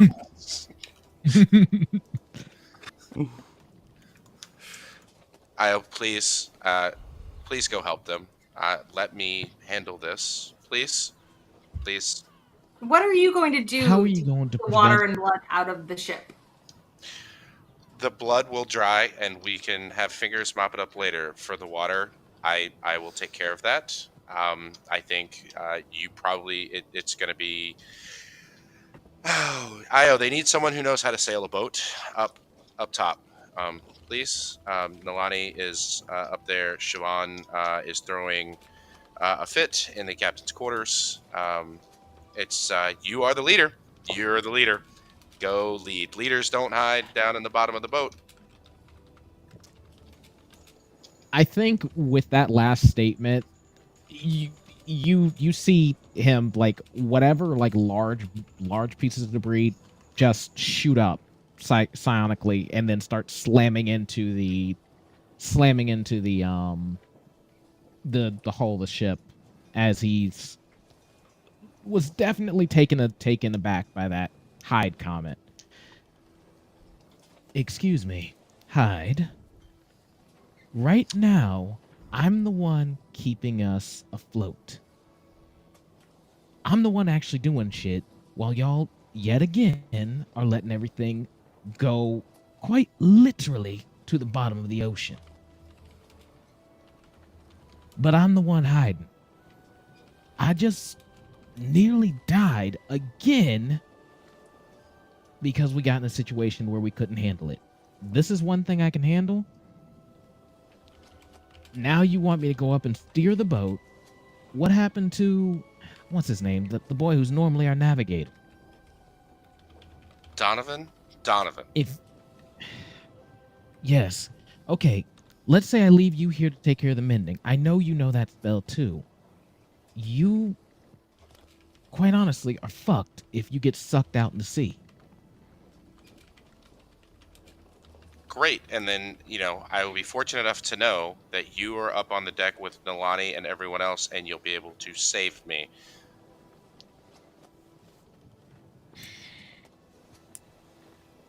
Io. All right. You know me. I can fix this better than this roughshod thing that you're putting up here. I will take care of it.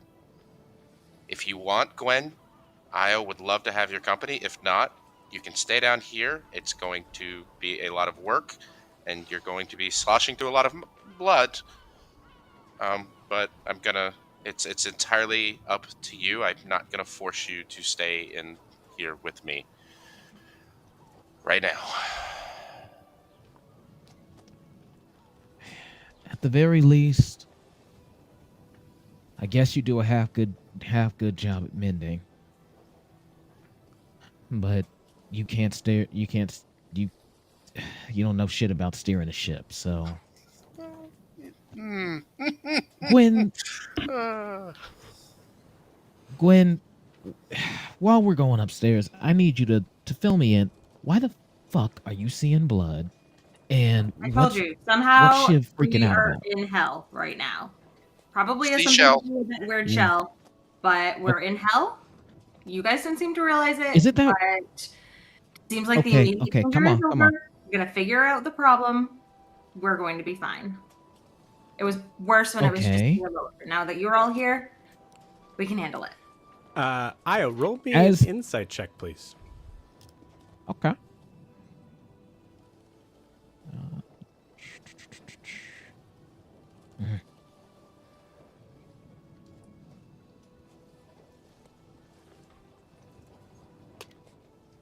18.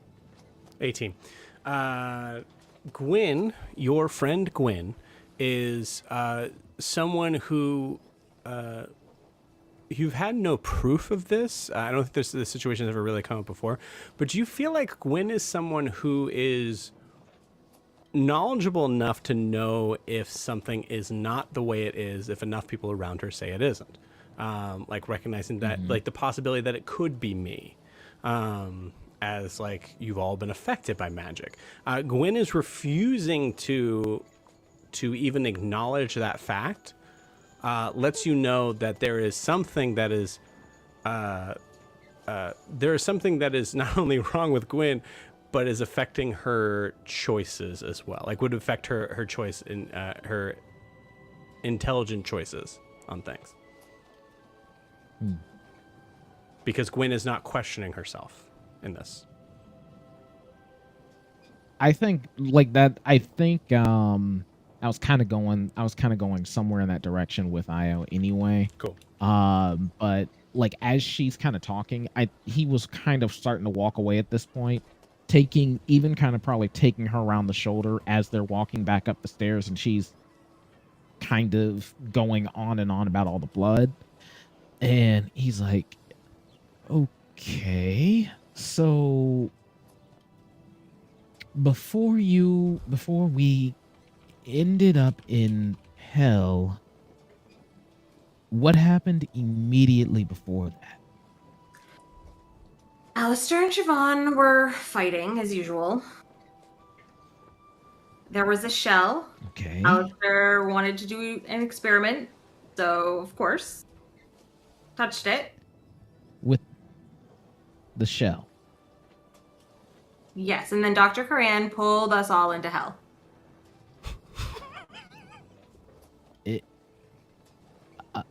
Walk back. I don't think that he meant to hurt us, so I think that, it's relatively benign, except for all of the blood and viscera. And really, you should probably be really glad you can't see it right now. But I'm going to figure out the puzzle, and we're going to get back. Probably need the shell, but I think Siobhan was out the window. And this happened after you guys touched the shell. Yes.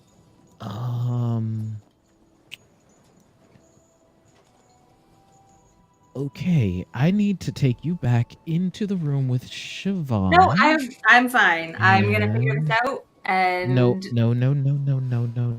You are not fine. There's something deeply wrong with you.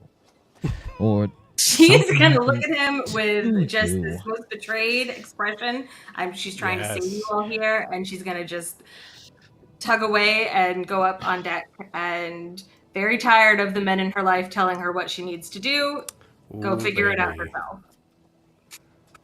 Yes, I love that. God damn Awesome. it. Mitch, I'm trying to get you in the frame, man. Sorry. Okay. Yeah. Okay. Cool. So for the record, just to make sure that I understand the placement of everybody in this scene, Alistair has now taken over Io's job. Correct. Io, Yes. you are going up on deck. Gwyn is pushing away from you Yeah. on deck. Correct. Cool. I'm probably Awesome. heading towards the mast Yes. because that seems Alistair was interested in that. He's usually pretty good figuring out puzzles. Right now, he's more concerned about fixing the ship for some reason. Like, being in hell isn't more important. Of course. So she's Absolutely, gonna go towards the front of the boat. You got it. Cool. Awesome. Yeah. So, Alice. Oh no. Sorry. Okay, so that wasn't just me. I don't know if you guys lost me there. Sorry. We Just did for a just second, yeah, moment. you're back. Alistair. It's not liking that. I'm trying to fix Mitch, so I might need to stop. Maybe there. Yeah, I'm just You're gonna good. Yeah, I just need to put him underneath Kiki, so at least they're there. All right, there we go. Cool. Yeah. Okay, so Alistair, you are under the ship. You're seeing a lot of water in here. Your movement is now quartered, as you have the water kind of sloshing now up to I'd say it's just up to your calves. As you are continuing to try to, are you also casting mending right now? I think I would be casting mending and physically trying to fix. I'm an artificer, so You got it. I have woodworking tools currently up and available. You do. Let me I'm double gonna check. say I this- was wrong earlier, but yes, I have carpenter's tools and woodworking tools right now. You got it. Okay, cool. So you you have an extreme sort of there is the level of you're somehow clearer in regards to things that would involve your intelligence. So you're able to focus on that. I think while you're doing that, this is really ironic here. I'm going to say give me a straight perception roll. Actually, sorry. No. Let's just have fun with it. We'll call it investigation, and you do have advantage. Okay. Oh, okay, cool. That's gonna be 25. Cool. Like I said, you only have advantage on things that are moving around the idea of magical. As you are sloshing around out underneath, you happen to notice there is an interesting sort of thing that is far out. At this point now underwater, but you see a of the conch shell that was thrown out the window. Far out off the boat. Far out. Not far off the boat, but underwater. Okay. But And in the boat. assumedly, not in the boat. No, it's not Okay. in the boat yet. It's sinking in the water. I'd say about. We'll put math to this. I'll say about. Everything's gotta revolve around dice. Okay, cool. Let's say about maybe 10 feet away.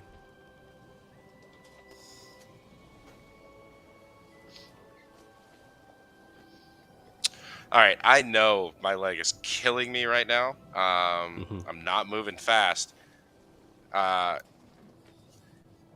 want to cast magnify gravity in where that thing is, and so I can read the second part of the spell. Any object that isn't being worn or carried in that sphere requires a successful strength check against your spell save DC. So I'm assuming it is just going to sit there. It's not going to move unless the ocean is stronger than my spell save. Okay, cool. So reading Magnified Gravity. The gravity in a 10-foot radius sphere centered at a point you see within range increases for a moment. Each creature in the sphere in the turn when you cast the spell must make a con save, a fail save. It takes force damage, and the speed is halved until the end of the next turn. Yeah, I think this totally works. You're kind of slowing down the... It's opposite of what it says as far as magnifying gravity goes. I think you're slowing down its gravitational pull in this moment. But I will allow that. Yeah, absolutely. I think that's cool. Awesome. And then I'm going to try and move out. So it's 10 feet away from the boat, right? It's 10 feet away from the boat, yes. Great.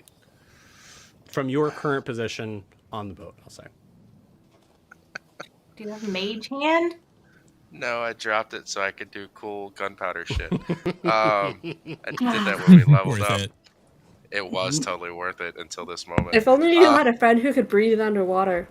Or if only you had somebody with mage hand to send us both away.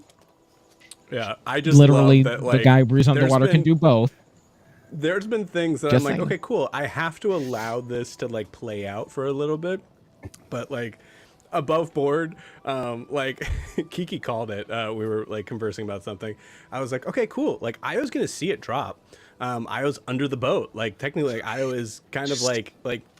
So, but then you immediately went down and started like arguing with Io, and I was like, all right, fuck this. I'm going up. So you're the only one here. I sent him up because I wanted him to go deal with this thing. All right, you know what, man? I said it earlier. He is a scientist at heart. The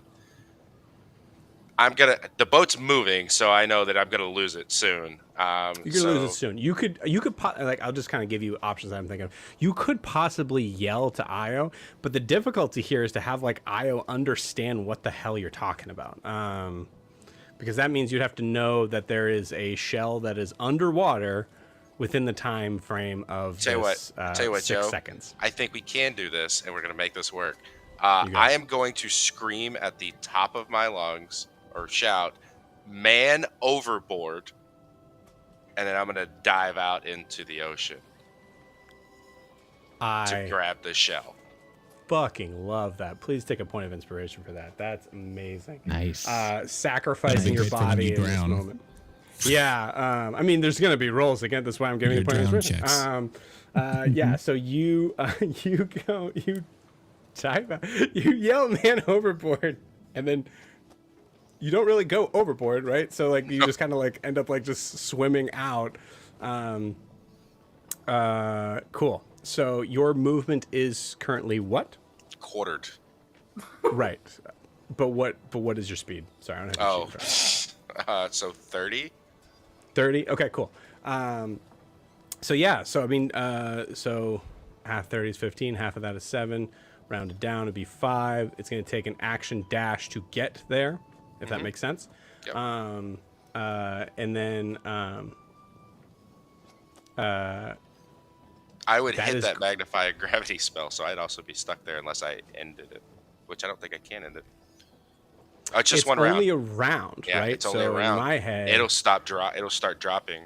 you'll start dropping with the rock.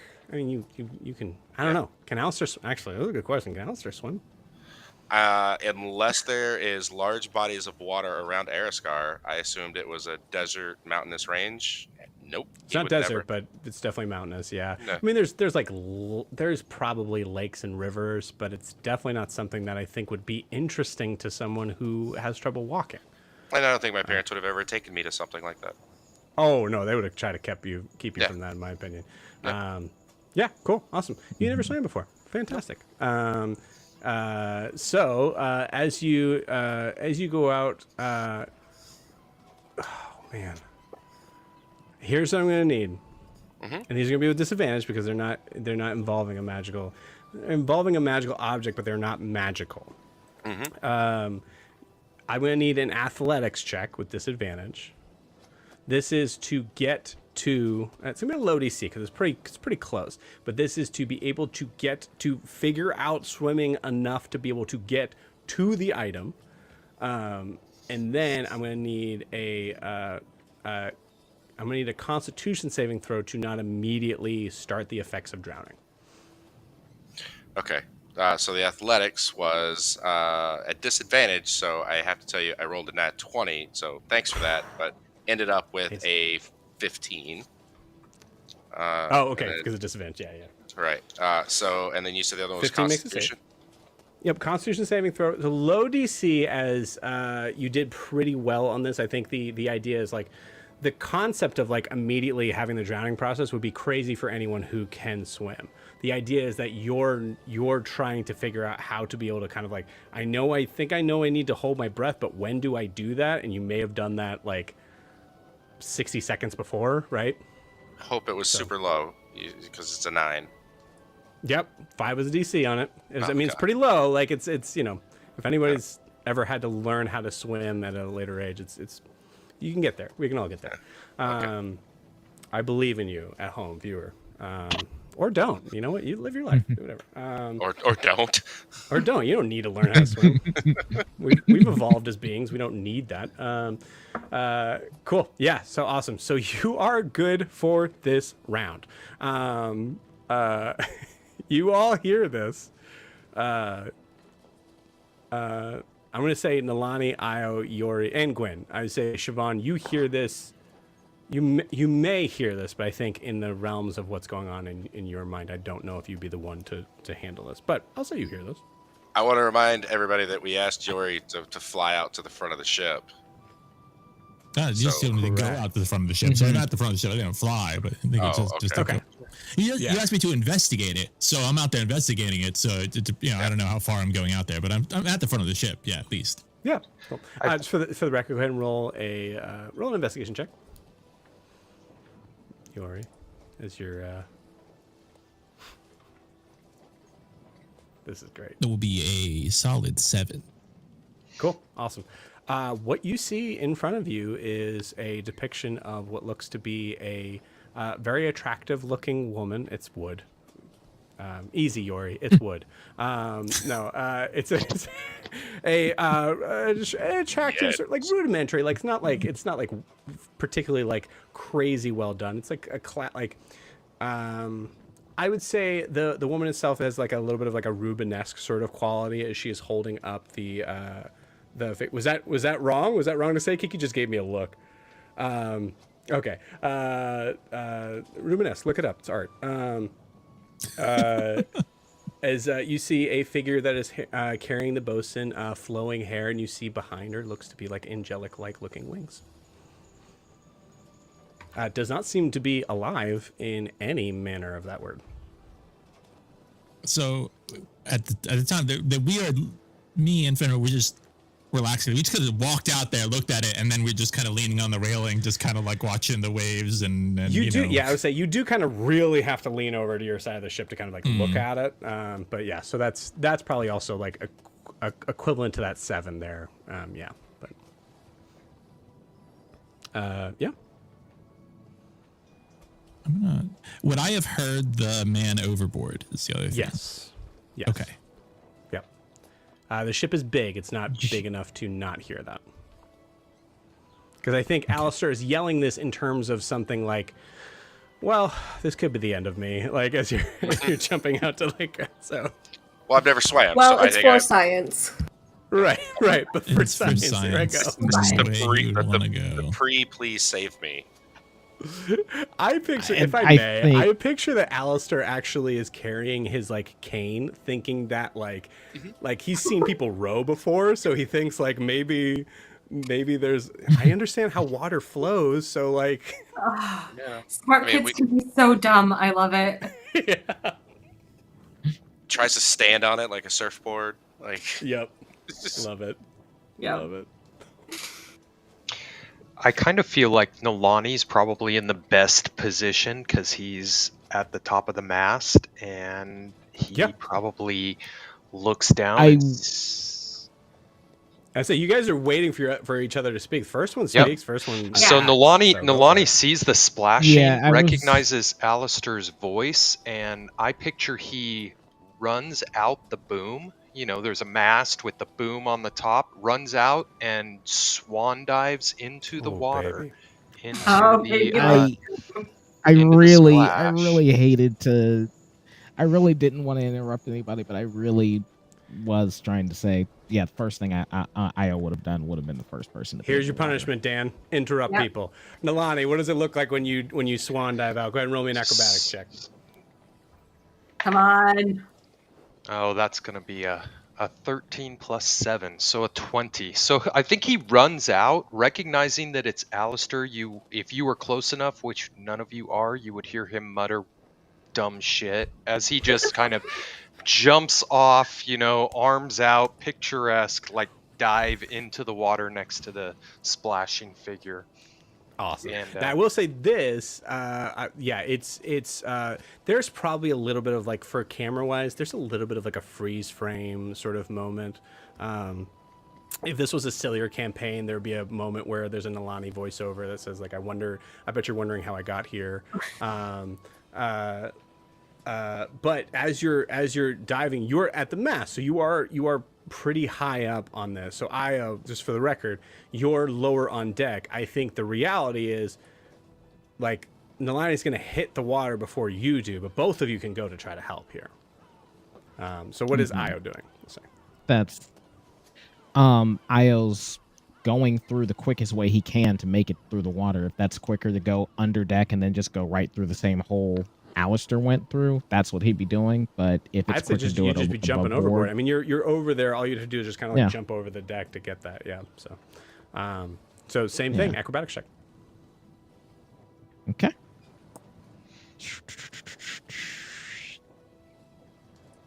Acrobatics. 17. 17. Very nice. Cool. Same idea. We have two figures in the water. Yori, you're watching this happen. Gwen, you're seeing, like, I think Gwen does. Oh my gosh, Gwen! I see them diving into a lake of blood. That picture in my head, I just scared myself in that, of like the idea of like Gwen is taking that first like peek out, like recognizing like everything's blood. I wonder, and just looking over and just seeing.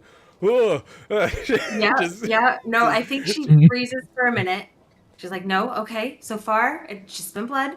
And she's gonna start finding ropes to throw over the side for them to climb back up.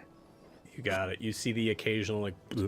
She knows she would be no help in this sea of blood, so that's what she's doing. Yep, you got it. You grab the rope. I need a sleight of hand check for the rope, as the rope is slippery with blood. Disadvantage, right? Mm-hmm.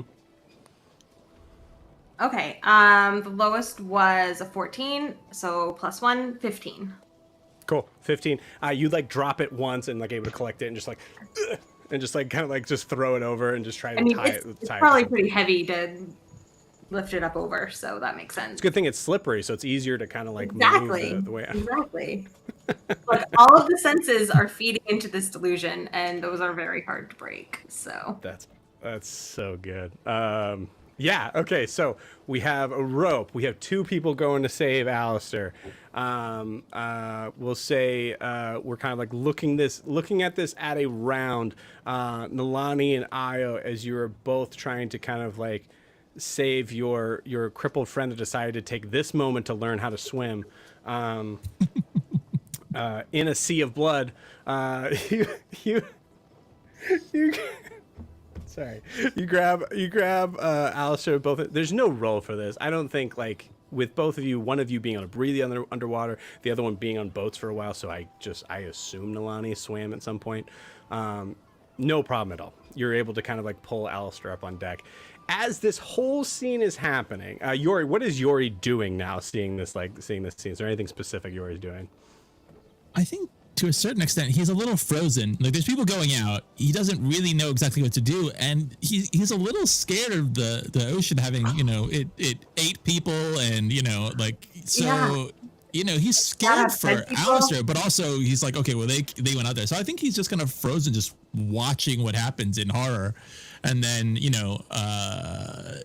as they get back, he'll run over to where they are. You got it. I do think, like, also it is hard, like, Io, Nalani is probably fine, but like Alistair for sure is having a hard time even getting up this rope. So you could like full on like what movie am I envisioning where there's like this slow motion grabbing the rope, and someone put it in the comments. I don't know. It's in my head. I see it like it's like In the comments. It's this epic moment in something Every that I 80s saw. action movie that took place in a mountain. Oh, it's the Matrix. What am I talking about? It's the Matrix. It's when the Keanu Reeves, the first Matrix, Yeah. Oh, grabs yeah. the rope for the fucking helicopter. Helicopter, yeah. That's right. Okay. Yeah. Which was so confusing, by the way. Small tangent here, because Morpheus was like, he's beginning to believe he's carrying that Hulk helicopter. No, he's not. He's just picking up Trinity. Like, Trinity's the only one that's holding on to that thing. Like, anybody could have done that. He's beginning to believe. Anyways, all right, now we're back. So as that's happening, yeah, I think, like, if you want, you could just Neo the rope and pull Trinity up to, Alistair up to safety. Yeah, well, I'm gonna use my last giant's might then to do that. Like he wraps it around, and as he does, he sort of starts to grow and pull at the same time, and gets Cool. to his 12-foot size, and then like pulls them up. Do you get that back on a short rest or a long rest? I have 3 uses of it, and I get it back on a short rest, I think. But that was my 3rd use of it. So Yeah, I'll say if it's a short rest, go for it. If it's a long rest, sorry, it's actually that's Bardic. It's long rest. Sorry, it's long rest. cool. So I'm gonna say like this is a point where I would say, and you guys can always ask this too, if it's something that's like formulated, like I already said you can do this on this, but fully like let's say that you do that, don't spend the spell slot on or whatever the resource is. Don't spell yeah. on that. Okay. That's just fucking cool. There's no reason to Word. mess with Mechanically cool. handicap yourself. Yeah. Cool. You managed to kind of pull Alistair up. And this scene there's so much going on. There's like a bunch of craziness with all of you just together, kind of like helping out. As you see Alistair kind of like coughing as being kind of like poured out onto the deck. In a flash, the camera just zooms into what's going on with Siobhan. good luck. Not great stuff. I imagine she keeps trying to cast spells. Nothing's happening. She's looking in the mirror, she's shifting, and it's hurting, and it shouldn't hurt. And she's starting to freak out by what she sees, so she just punches the mirror. Probably hurts herself again, punching the mirror. Cool. And is you got it. just devolving as you're into full freak out. Yeah, I say as you're trying to do this, I think like you're feeling like the reason why I'm having you roll this, I'll say, give me a I think a wisdom save. Give me a wisdom saving throw as you're trying to do this. What we're seeing on camera is the forms of your changeling form trying to change and moving like puzzle pieces on your face and physically feeling the hurt. And as you see them kind of move off your body, we see these like this like almost molten gold reflection of these like the separation between these pieces here. And please correct me if I was wrong on any of that. But yeah, what do we get on our wisdom save? 7. 7. Okay. Yeah, with a 7, you are unable to change from this form. There's a level of like feeling this, and I'm actually going to say take a. I'll roll it. You take 2 points of psychic damage as your man. As the one thing, like possibly being able to do, maybe not controlling, but being able to do before you're maybe even able to walk, you are not able to do right now. Yeah, I think she is freaking out, starting to break down. She's calling to Mask, begging to Mask to come back, to like let her know she's okay, that if it was a shell, if he's trying to protect her, to just let it happen, let it take her. He's a god. There's too many people that rely on him. Like, he needs to be in this world, and he's not. And she's freaking out because she thinks it's her fault because he's trying to protect her. Cool. Awesome.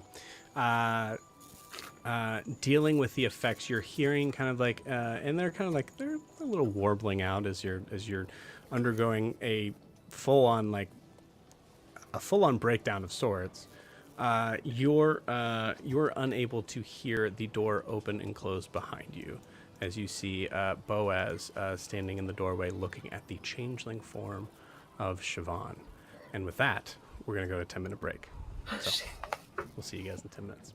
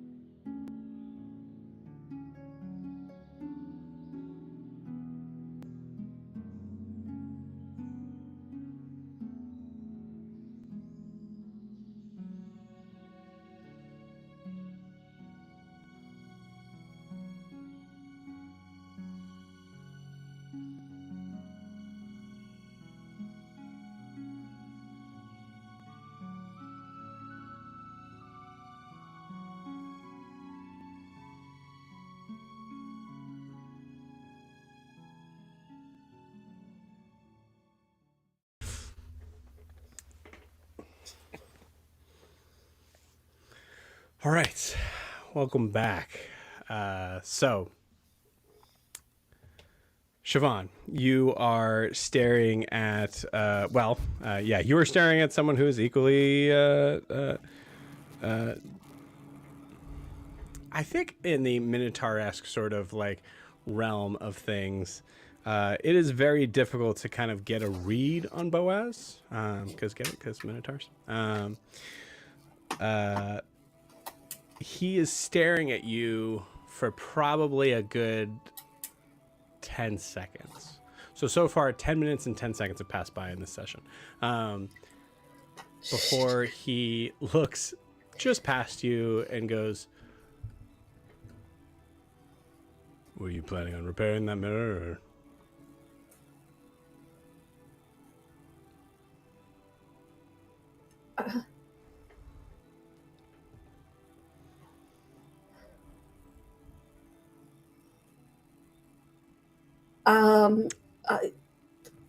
I guess.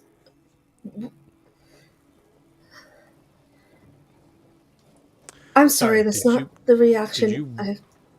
I was trying to just not.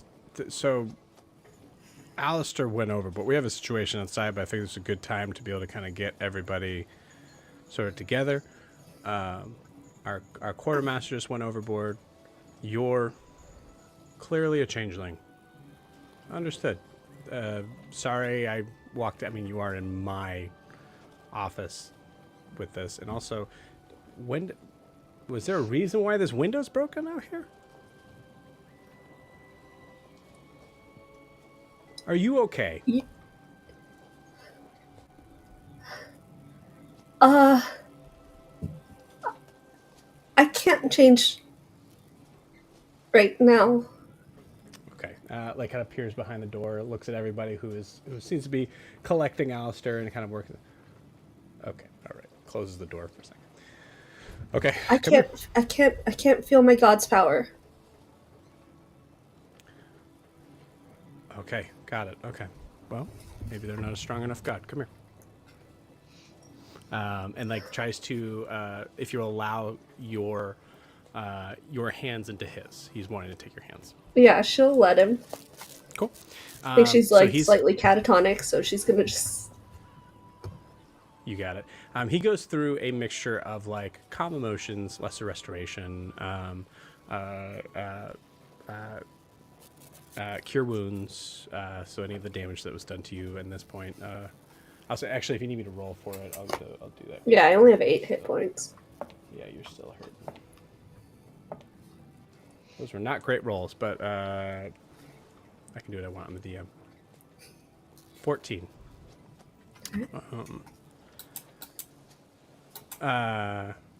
Cool. So as he's doing this, he's like full on like it's like kind of doctor's office ish, as he's like trying to kind of like he's like looking at your hands, trying to kind of check and see like certain things. You notice that he actually like he goes over to the side. He goes over like behind you, and then so because there's no way for this to not look awkward. So if Siobhan gives any sort of sense of like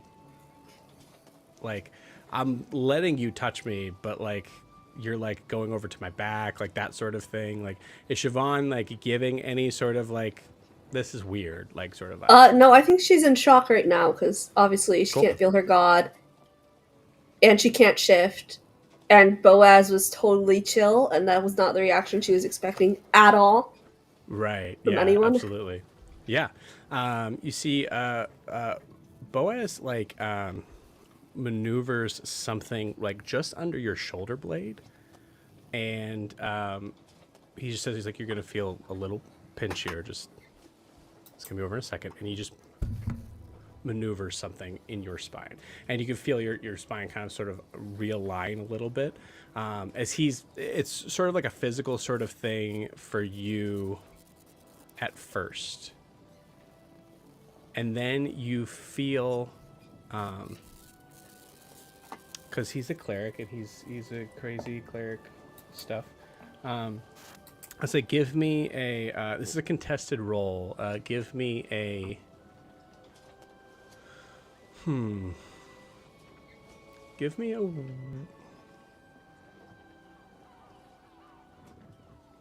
Give me a nature check. Ooh, that +0. 9. 9. Cool. Awesome. With a 9, you immediately succumb to the force of this, as it is a way you feel him actually sort of realign something in what we'll name for this, like, sort of in general sort of like level of D&D. It's equivalent to feeling like something realigns in your like chakra. You're reminded of something that is small, but something that you actually, I think, feel guilty about. I have an idea for this, if I may. Go for it. Carter is no longer living, and as someone dealing with loss, one of the things that comes up is the idea of every single time that you had a fight that you knew was your fault and not theirs, and if it was unresolved, then there's a part of you that feels haunted by that. I think there was a fight, and you can tell me what it was. I think there was some sort of thing that happened between you and Carter. Maybe it was the instance of the memory that you actually were brought back to, where that kind of came to a head in an argument, and you're able to let that go. It doesn't help you in a way of like the situation you're dealing with right now, but you do feel like, okay, cool. This is definitely like, this dude is powerful as a full cleric.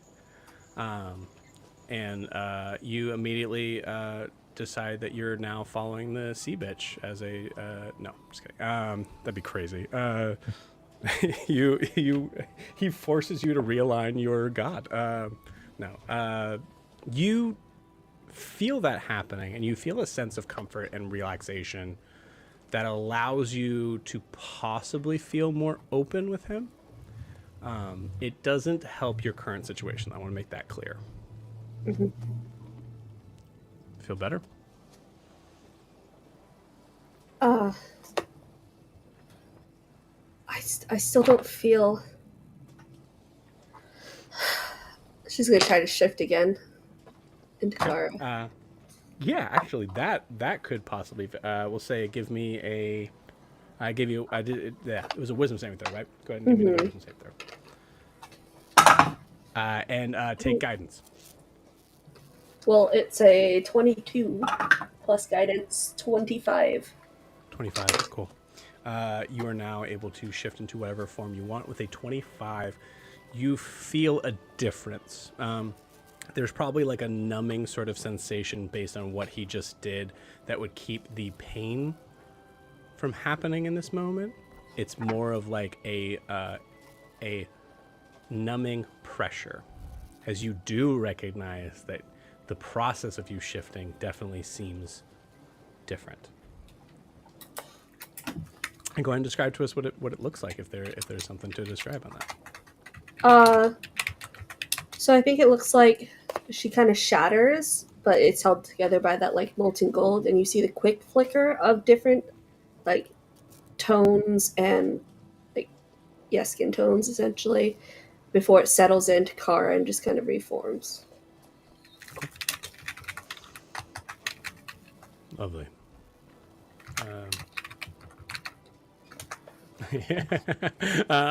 Yeah, just add that druid level on there. You see him just kind of like, you're not sure if it's a smile. You realize you've never actually spent enough time with Boaz to kind of get what facial expressions mean. As you see, like his, he seems to be bearing more teeth. So you're good. I can do that at least. Problem solved. As far as the other thing with your god, I'm happy to pray with you and to talk about my religion at any point in time. There was a shell. There was a shell that the figurehead had before the fight, and I grabbed it. And then when Alistair took it and Gwyn took it, bad stuff happened to them, so I tried to take it back from them. And I saw my god take the shell, disappear, and then come back, and the shell wasn't the same, and I haven't felt him since. I don't know if the shell did something to him. That's why the window's broken. I didn't know what that shell was. If it was super powerful and dangerous, I wanted to get it off the ship as fast as possible, so I threw it out the window. I'm sorry. I'll fix the window when we get to port. Okay. Yeah, I mean, usually my god just allows me to remove curses from things, but again, we can have this discussion if you're searching for comfort in a higher being. No, I need Mask back. I need. Oh, okay.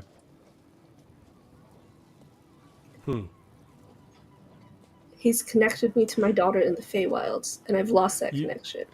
You see it, like, he's nodding, he's listening to you, but he starts to look at things around his room. Okay. Yeah. Right, well. Okay, that's there. All right.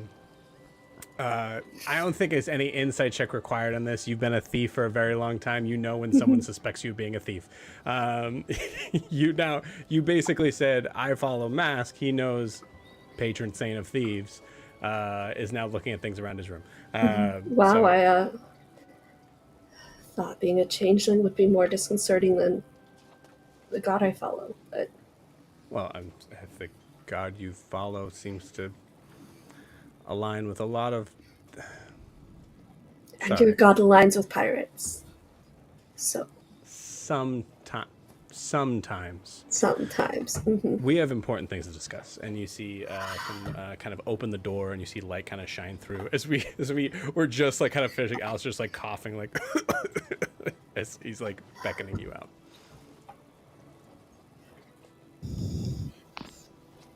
Yeah, I follow him out. Okay. In Kara form now. Got it. Okay. I'll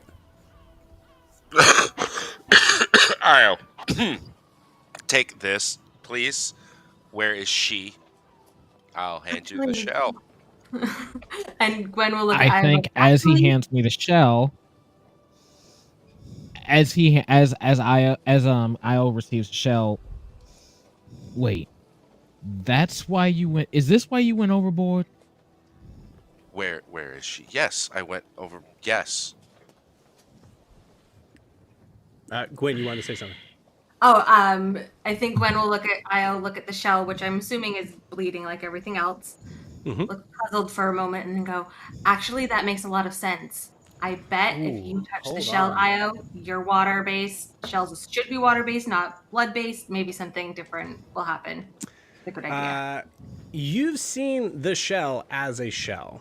Okay, excellent. So I think with this, I need two things. I need a wisdom. This might be one thing. I need a wisdom saving throw. Oh, that's not bad. Yeah. 17, and that was at disadvantage. I rolled an 18 and a 16. Cool, awesome. What you see Io holding in his hand right now is not a shell. It looks like a beating heart of something very big. Like something bigger than a human. Like you imagine it's probably like you're in hell. This must be a demon heart or something. Yeah. But with a 17, there's a part of you that is starting to connect the idea that now the veil is starting to kind of come down a little bit. You're still seeing everything, but you're knowing that if they're calling this a shell and you've seen it as a shell, and now it doesn't look like a shell at all, it looks like a beating heart or something, you're now starting to kind of be able to kind of make sense of the idea that maybe your perception is wrong. Excellent. Feel free to take your time on that, but you're going to start to notice that. Cool. I think, so Io responds to that, and all right, first of all, thank you for saving my ass twice last night, but I still got to do this. Backhand Alistair. Okay.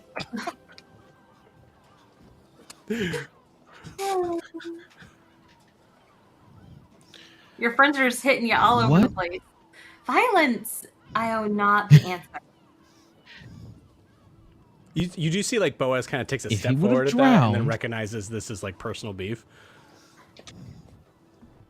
Wait, he are would've we drowned- hitting him because we had to jump in the water after him and Nolani backhands him? Okay, all right, Thank hold you. on. We can't. This small little man can't take much more of this. So let's make sure that we're Io, easy. put the shell down. All right. Siobhan, I'm not doing anything with the shell but holding it. Wait. Explain to me everything. It, Why it, is the when shell Gwen so touched important? it, why she sees blood everywhere now, and that's why Alistair's being such a dick right now. Whenever they both touched it, they change. Something happens to them. Okay, above board, real quick. Mhm. I know I don't mechanically. I know I made saves. I know something happened that I had to deal with mentally, and I didn't pass all of those. Something's changed. Do I know that? Correct. Great. Yeah. Your intelligence is high enough to be able to surpass the idea of like something. And it's yeah. magical. And I would have known that Gwen had to do that because Gwen's acting strange. Right. Right. Did I notice when Io touched it, or as I'm looking at him now, is he doing any? Do I see him? Is something happening to him? Like, is he having to go? Great. Awesome. No, Siobhan, it's fine. Nothing's happening to him. And if any one of you touches me again, I swear to God, I will be gone at the next port. You see. Did you guys see, eat some weird mushrooms or something? You see fingers kind of look at his hook hand. Okay. He doesn't do it. All right. Like I said, I still have questions and I need answers. I know apparently the shell is magical. What more do you know? well, right now it looks like a giant demon heart. And if you're saying it's a shell, and Alistair's saying it's a shell. Someone besides Gwen.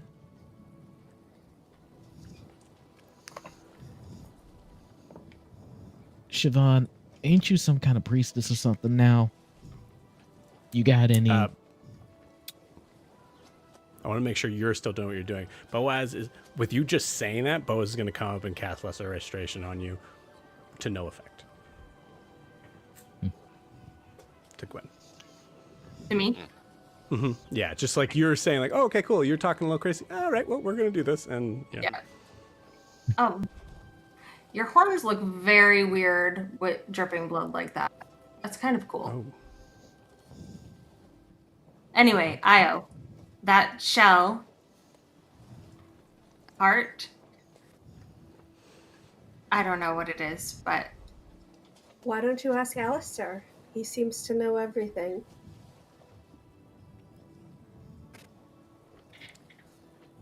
Keep playing with me. I'm going... You know what? Maybe it's time to phone a friend. Unless, Captain, it looked like you just tried to cast a spell. Do you know anything about What are you magical Clippy? shells? Sorry. Clippy. Someone got that at home.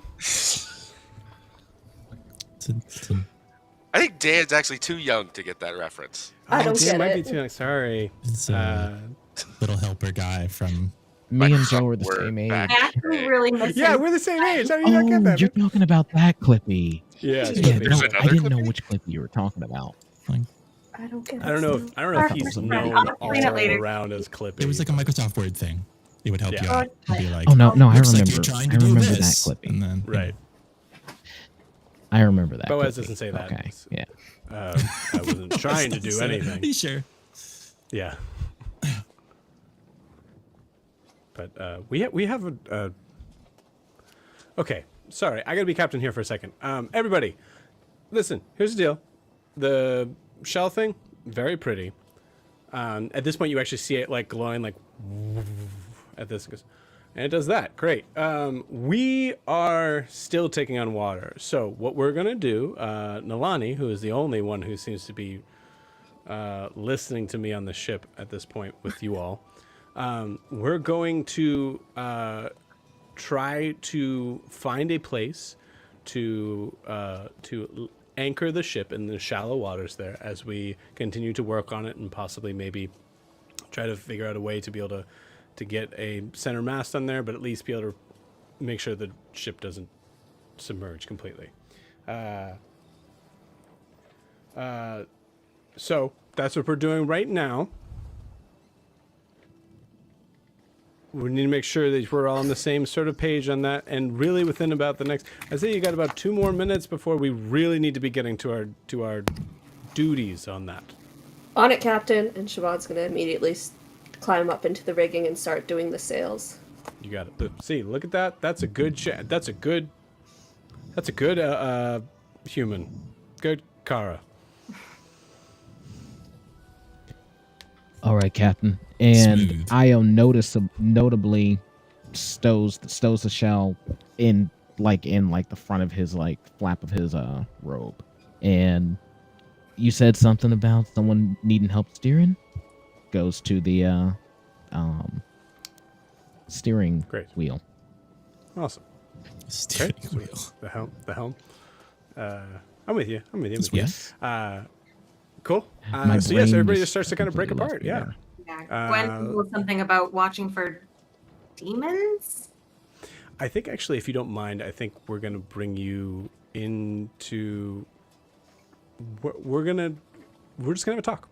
Maybe you're not in trouble. Just you need to be indoors. I think. Okay. Before everyone breaks out, I think so. While this is kind of going on, Yori, if Alistair looks up, Yori's actually sort of flying a little bit above everybody, kind of watching this, and just kind of looks down on him and just goes, "What? The abyssal fucking fuck, Alistair," and then just flies away. He doesn't know. Okay. Yeah, Yori doesn't know. Yep. Oh, we already knew that Alistair was going to do this and then never explain himself. Above board, bravo. Yeah. I of wanted course, that absolutely, shell. Yes. Yeah, 100%. just so you You know, did it. above board. Yeah. Let's not Io's lose the power of pocket, magic by on the it. way, like the Io's pocket in his robe is oh boy. Yeah, only 10 minutes has passed, gang. So yeah, we'll say 12 now. Every 3 seconds, it's still glowing. It stopped for a little bit, and then when it went back in the water, it went and was glowing again, and it was glowing in Io's pocket. But Io, you feel 0 effects from it.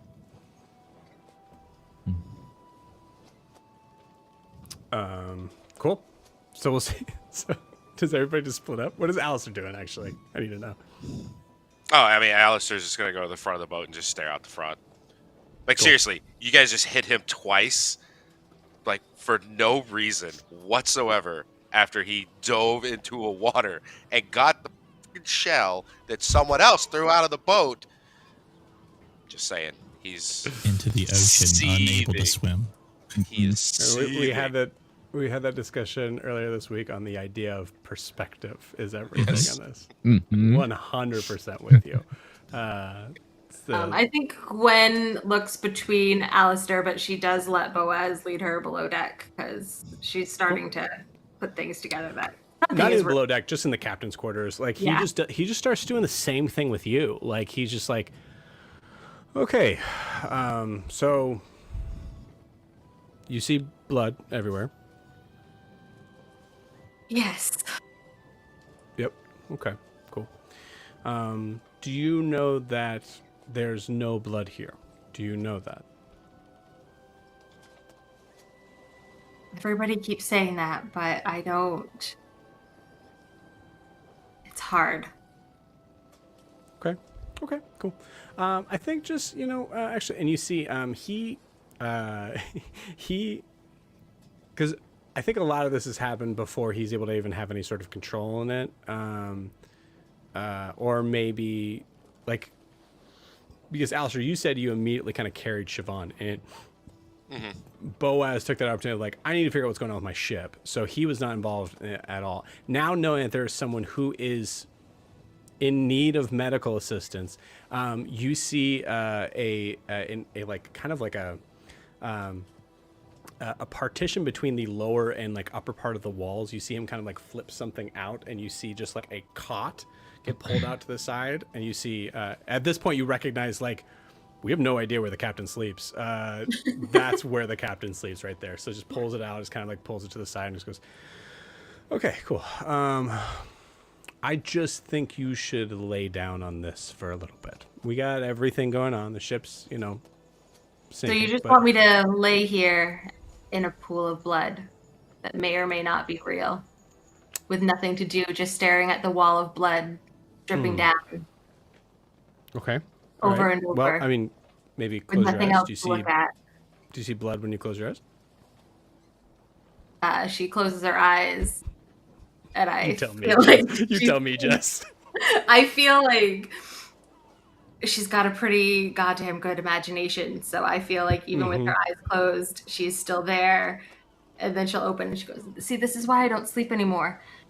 Maybe I should just work on your reports. I actually didn't finish them. Something to focus on might help. Oh, okay. All right, yeah, that works too. Yeah, so he's a minotaur with like black skin, so it's very hard to see like him blush as he takes the cot and just kind of like pulls it back up and just pushes it in. Like, okay, if you could do me a favor and tell no one that this is where I sleep, that'd be awesome. She's gonna look at him and go, I think when my back together, we might need to talk about that, because that. Okay. And then she'll go and sit down and try to write the reports that are probably written in blood to her now. You got it. Cool. Actually, just to give a little bit of like an NPC sort of like historical sort of thing. I'm gonna say when you see the cot being pulled down, you see he probably forgot that when he pulls it out, you see that there are like a bunch of like letters that start like pieces of paper that start to kind of like fly up and like kind of like get displaced as he opens this out and goes, oh, sorry, I was gonna, and you see him kind of pile that up, and as he puts it back in, he puts it right where it was before, puts it right on top of the cot. It's not stapled or like leveled to anything, it's just there. As you see, most likely what I would say in your perception of this, even while seeing blood, looks like he was writing it looks like he was writing a letter in blood. And I feel that starts to click, like, this is not a guy who seems like he would regularly write letters in blood. Something is weird here. Yeah, absolutely. Another little thing that, like, Alistair, maybe. Yeah. He's too cinnamon roll. That's awesome. I love that. Yeah. Cool. So at this time, I know that, so there's like, you guys are physically doing work, but I'm going to allow, for the sake of actually like feeling like things are kind of moving along on this, I'm going to say you guys are able to take a short rest, in the equivalent of the, what did I say, 2 hours that it would take to get to the island? So the 2 hours that it would take would be the equivalent of taking a short rest, we'll say, in that. Got it. One short rest. During this time here, does anybody want to do anything specific? In the idea that you are working and doing your job on the ship, we're not going to worry about that part. Siobhan is randomly trying to cast Word of Radiance out, just into the ether, just to see if anything happens. You got it. It takes about an hour until all of a sudden you.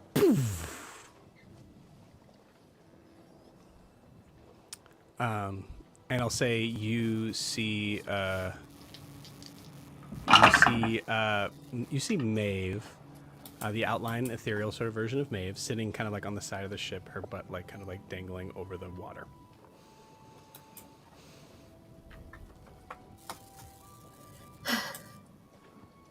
I thought you had left me for good.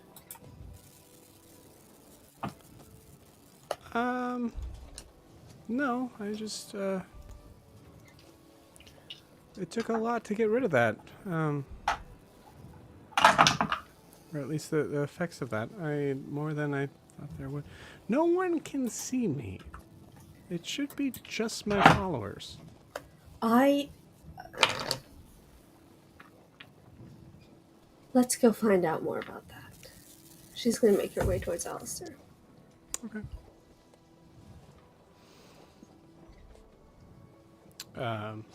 Also, actually, as you're walking, you feel a tug on your sleeve. As you look down at the version of Maeve and just say, and you see him say, I heard what you said. I'm sorry. I couldn't respond at the time. If it's your wish, I won't do that again.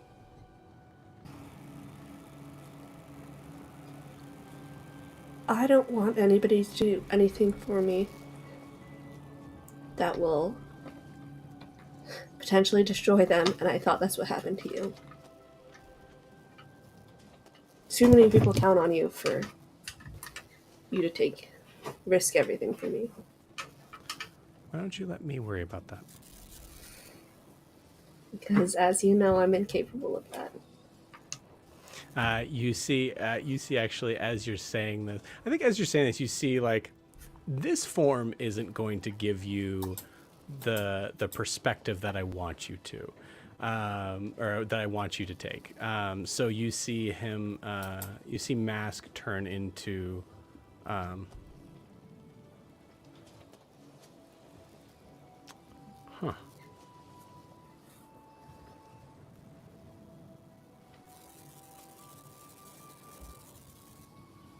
I think you see the Mask turn to Boaz. Saying, just let me worry about that. I hear you. Can't protect everyone.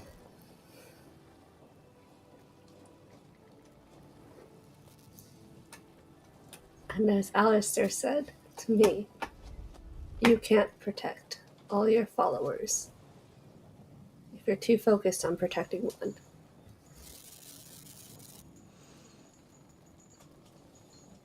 I think that's what he was trying to say.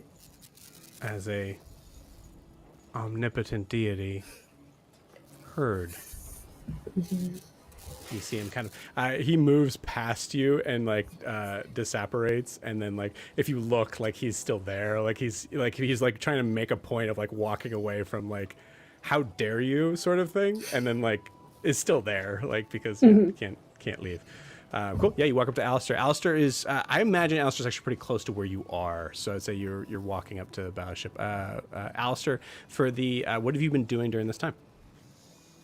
Oh man, I'm probably just trying to work on as whatever patches I can do, but angrily. I think it's all manual labor. Okay. Cool. At the top of the ship.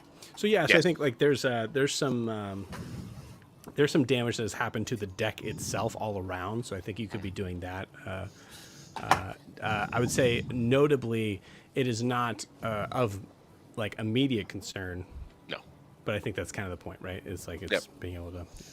I'm staying busy. Below deck, I would say yeah. If you were below deck, you'd have to be closer to other people. Yep. Okay. Siobhan, you approach. Alistair? Can I help you? I want to apologize for the way I reacted earlier. I Sorry, gang. lost my magic briefly, and then I couldn't shift, and I was scared, and I lashed out. I know you have questions, and he's here right now. I don't know if you can still see him. You cannot. He actually takes this moment to like, he's gonna switch back to Carter and just like wave in front of your eyes. Okay, good. We're good.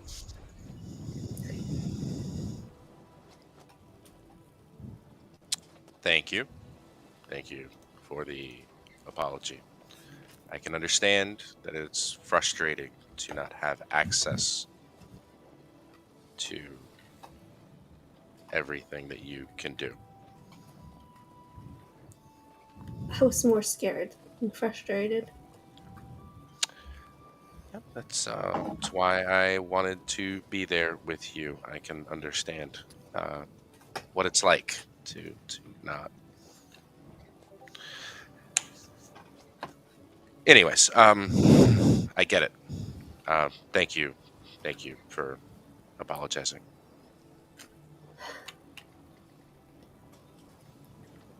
If there's any questions, I'll try to answer them. I don't really know how any of this stuff works. I can just tell you what I saw and what happened.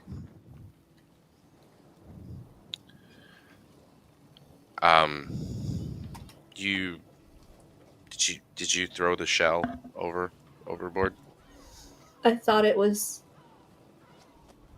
what was stripping me of.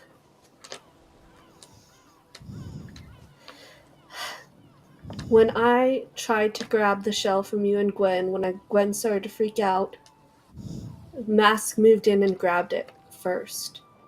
And then he disappeared and my magic disappeared, and I didn't know what that thing was, if it was damaging him, blocking him, draining me of divine power, or any kind of power. I mean, I've been a changeling since my whole life.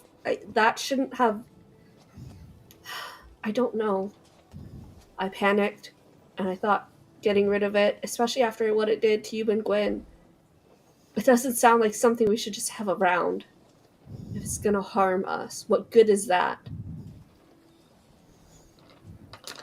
Well, I'm sure Gwen will have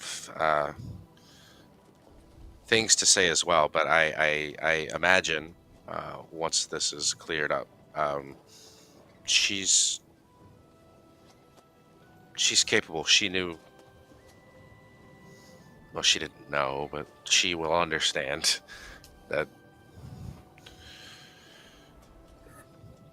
in order to figure things out, sometimes you have to take risk. And I know that you are someone who understands risk, but with something like this, even if you think it is as powerful as you think it is,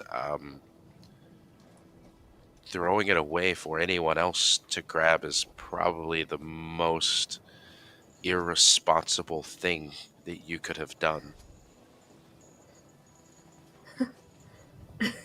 I think she goes back to that memory with Carter. Mm-hmm. You're staring at Carter too, who's like gives a face of like nodding until you said most irresponsible thing, and he's like,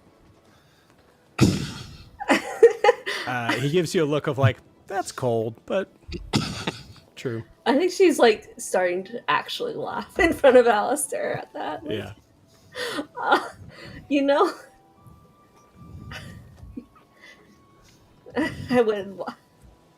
I want to say that this is not something that's typically a problem, but I fought with Carter about it so much.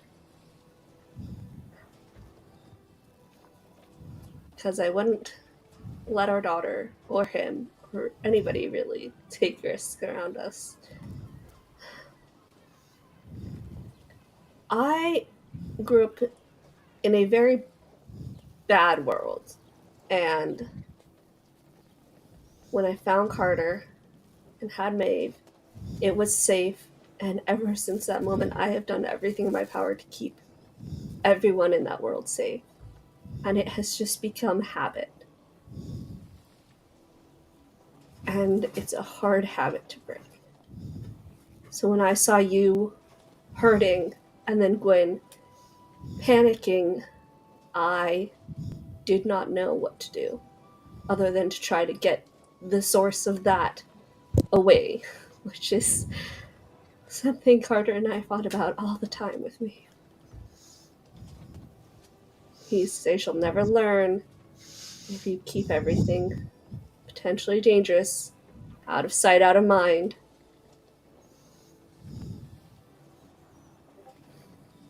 Can I let you in on a little known secret? Of course. I realize that when I talk to you and others, that it always seems to come out less than desirable.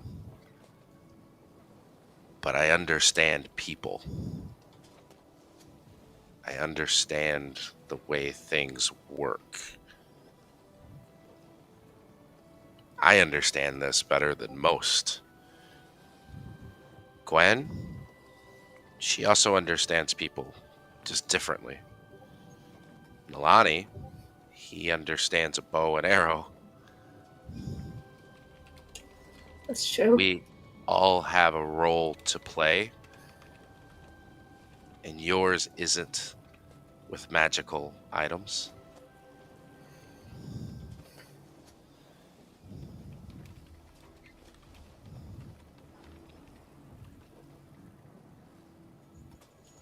I can't promise that if something looks like it's hurting you, I won't try to stop you from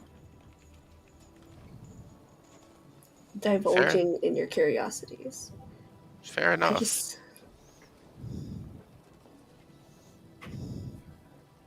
I was trying to help you. I was trying to protect you.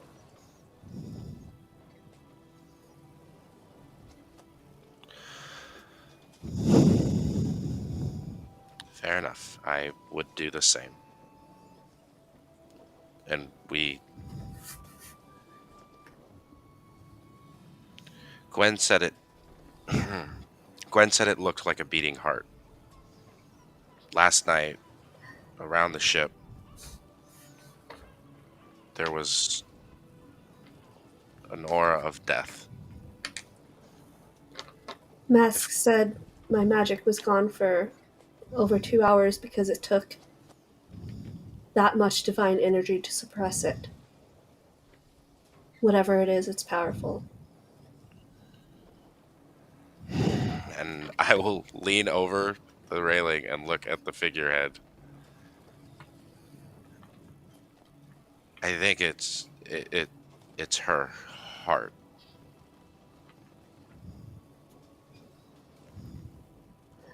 Why would she?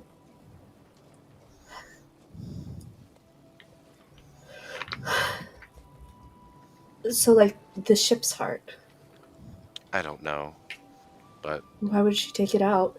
And what were those things? I would love to know that. However, I'm not really speaking to Io at the moment, so if you would like to let him know, I'm sure he would be more than interested. It's not affecting him the way that it affected us. It didn't affect me when I held it. It only started affecting me after Mask took it away. And that was, I think, only because he was using his divine powers to suppress it as much as he could. But, I mean, I grabbed it before and held it through the whole fight. It didn't... Alistair, you know why it reacted. When it did.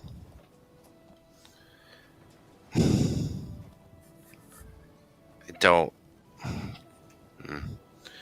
I think your friend fears this.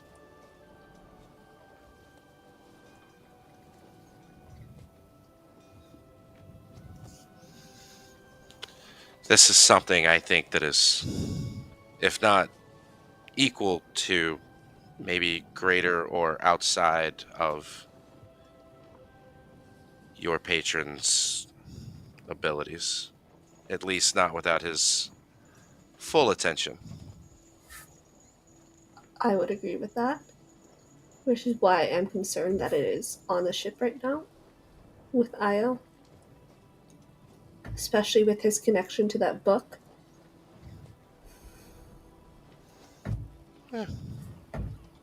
That's not for Mask to worry about at this moment.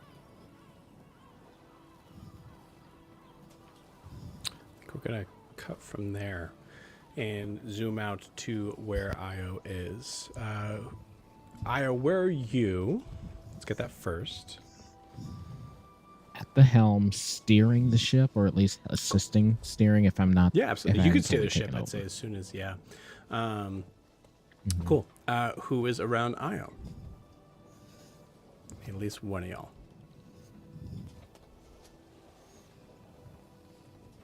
I mean, Yori's on, at the, on deck or whatever, but I don't think he's specifically trying to be around anyone, really. He's sort of, he could be around. He's probably where I guess he was before, kind of midships, where Fenrir kind of made a little bed. Okay, cool. You got it. So I think the scene that we're seeing is probably like just up against the sort of like captain's cabin, where Fenrir is just like kind of like laying down, and maybe you're just like kind of like if you sit on top of Fenrir in any position, you're not hurting him. I think you know that. So that's small. Yeah, not at all. Yeah. Yeah. Cool. But yeah, so like within 10 feet of each other. But in totally different ways. So we see in that scene, we see Yori, and then looking up, we see Io. Cool. Io, the first hour,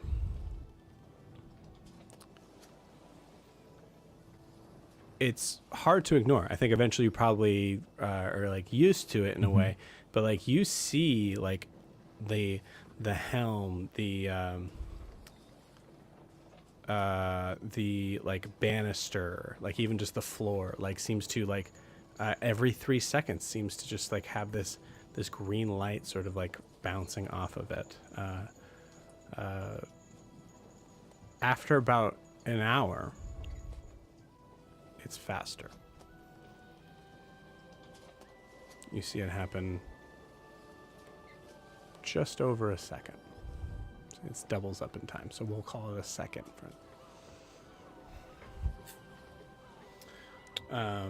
Yori, I think from your position, I don't think you see this, but you say you can roll a perception check if you want.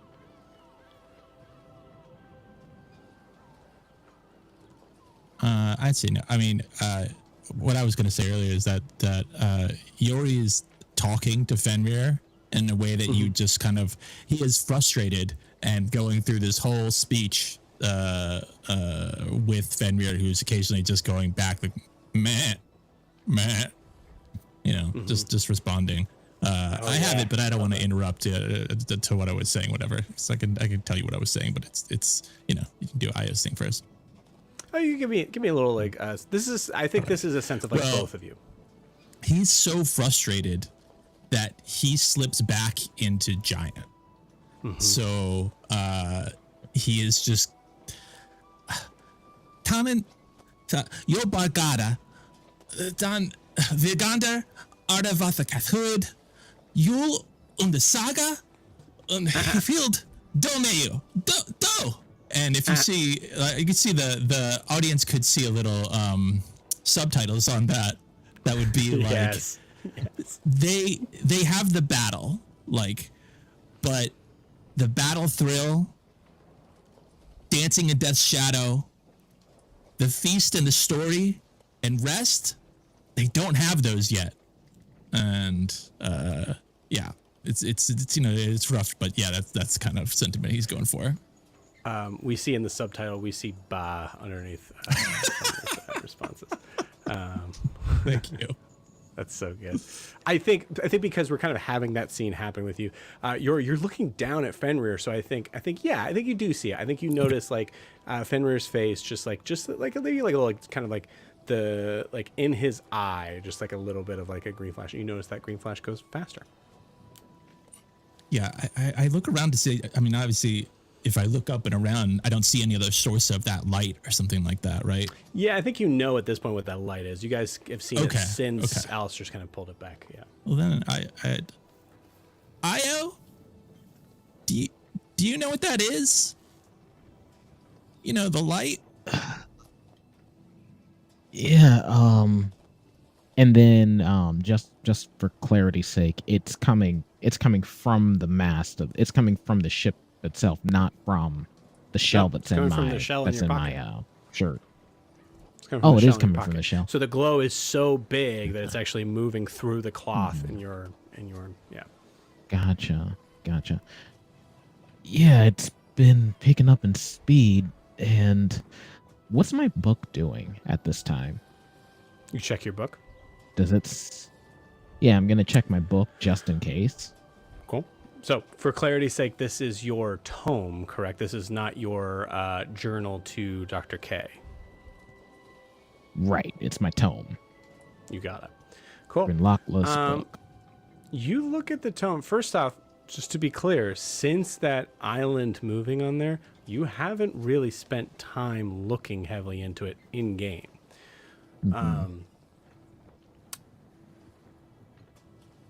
Great.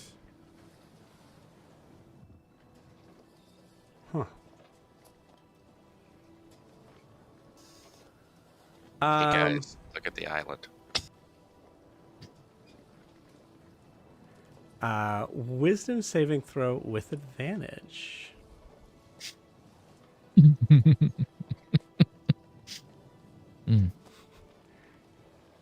I clearly need to be more. I clearly given you guys way too many clues. So from now on, I'm definitely pulling back on that.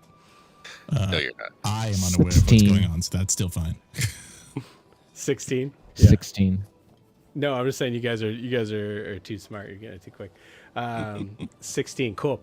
So with advantage, can you tell me what your first roll was, or what your lowest was? First roll, 12. Cool. Awesome. Yeah. So 13 with a modifier. 13. Okay, so 13 would not be enough.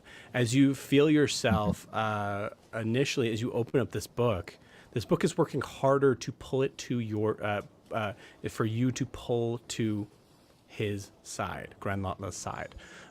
So every time you're opening the book, there's a level of, it's not like quite a dominate person spell. It's it's something that is pushing you in a direction that Granlotla wants you to go, without your permission and without your consent.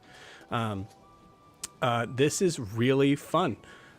So because because the shell is on your person, the first thing you feel is a sense of, I'm steering this ship. I'm the helmsman. It's almost like I'm the captain. I could be the captain of this ship. Why am I not captain of this ship? And then I'm going to give you, Dan, a second to be able to describe to me how the shell, however you see fit, how the shell seems to not only block those thoughts from you, but show you that those are not your thoughts.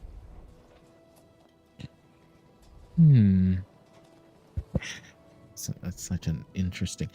So I think as he's kind of like staring off on the horizon of the sea and seeing the waves move, and these intrusive thoughts are kind of coming in, I imagine like black tentacles with like bright blue suction cups are kind of slowly like encapsulating.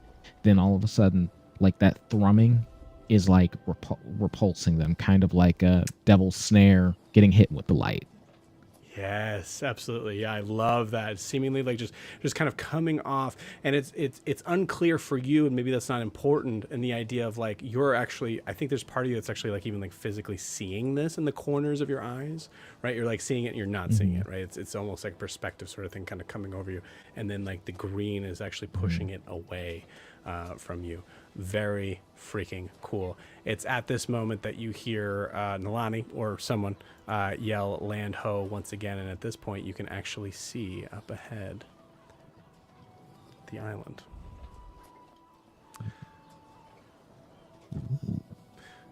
Io, you are guiding the ship in as you see Captain Boaz kind of comes up and kind of comes up on deck and goes, all right.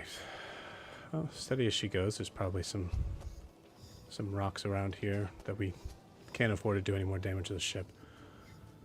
Oh, thank God. Right there. Right in there. If you can guide the ship in. Or I can. No It's up to problem. you. Okay, cool. I think I got need a it. survival check. I think I got it. Io. Okay.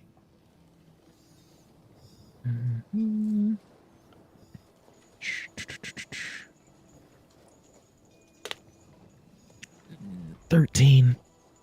13.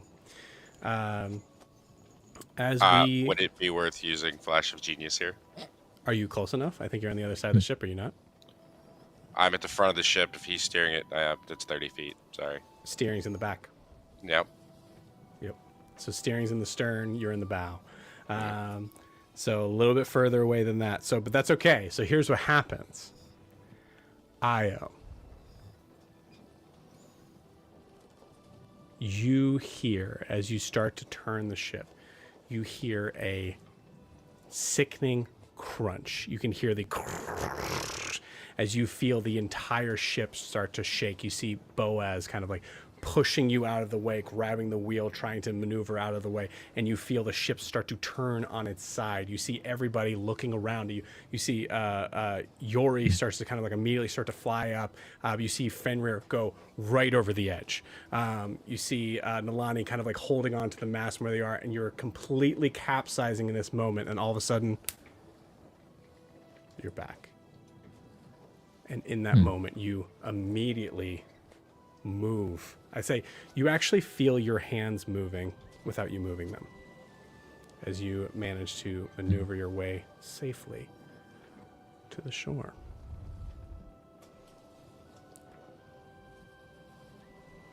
Wow, impressive. Okay. I need Nalani. Nalani, you still up in the rigging? Nalani, give me a Yes. perception check, please. I should know this by now. 17. 17, cool. With a 17, I'll roll for it. Okay. With a 17, you notice that there does look like there is just over the like tree line of this island. As you can see, there's massive sort of it really looks more like it's a bunch of boulders that seems to have gathered enough like dirt, grass, moss, and vegetation to be able to kind of have things growing off of it. But you can see like that little sort of sandy beach where you're going through. It's actually kind of the like the area where as you're getting closer, you can actually feel the sun start to disappear as you are seeing the massive two rocks. Not incredibly well depicted here, but the massive two rocks are kind of like ranging over the ship itself, blocking out the sun as you go in. But just before it does, you happen to see off in the distance, I'd say probably about maybe 3 hours journey to your left. Excuse me, to your from the ship's or sort of starboard side, where you're going to end up. It'll be on the west side of this island. You see what is unmistakably a crow's nest.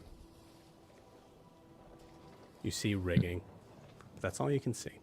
It seems to be over the canopy of the trees. And did I see Fenrir go over? None of that happened to you guys. That all happened in Io's brain. Ah, okay.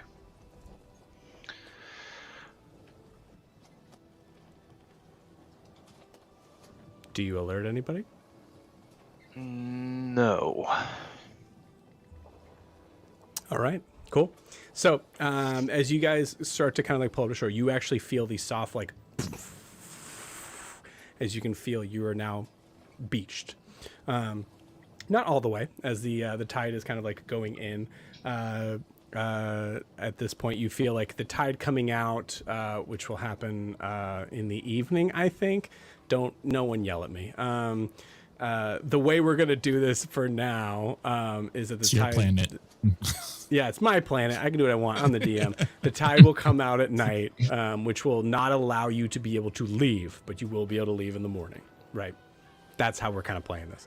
And if it ends up being an opposite, the next session, I will say it's opposite. But for now, we're sitting with that.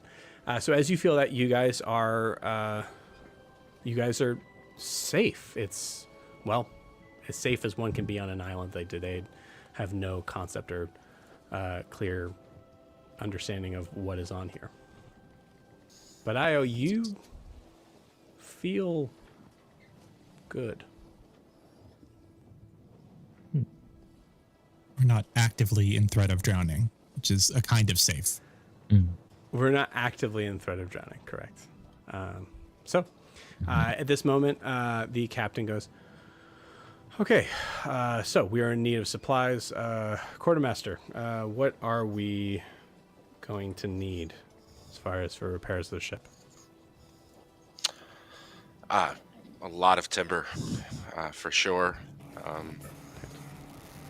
Probably more than we could get in an evening, at least a day or two. We should scout for fresh water then. I can For fresh water, yes. I can take care of that if needs be. However, we could get some food if anyone wants to take Gruff onto the island. I'll go with Gruff and Donovan.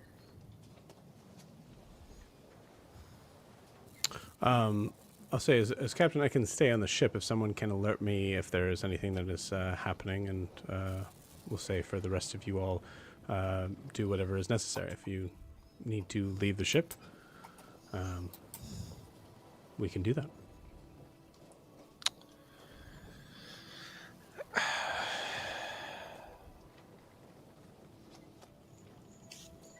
I'll get a yeah. Nalani, Gruff, Donovan, we need to go find food.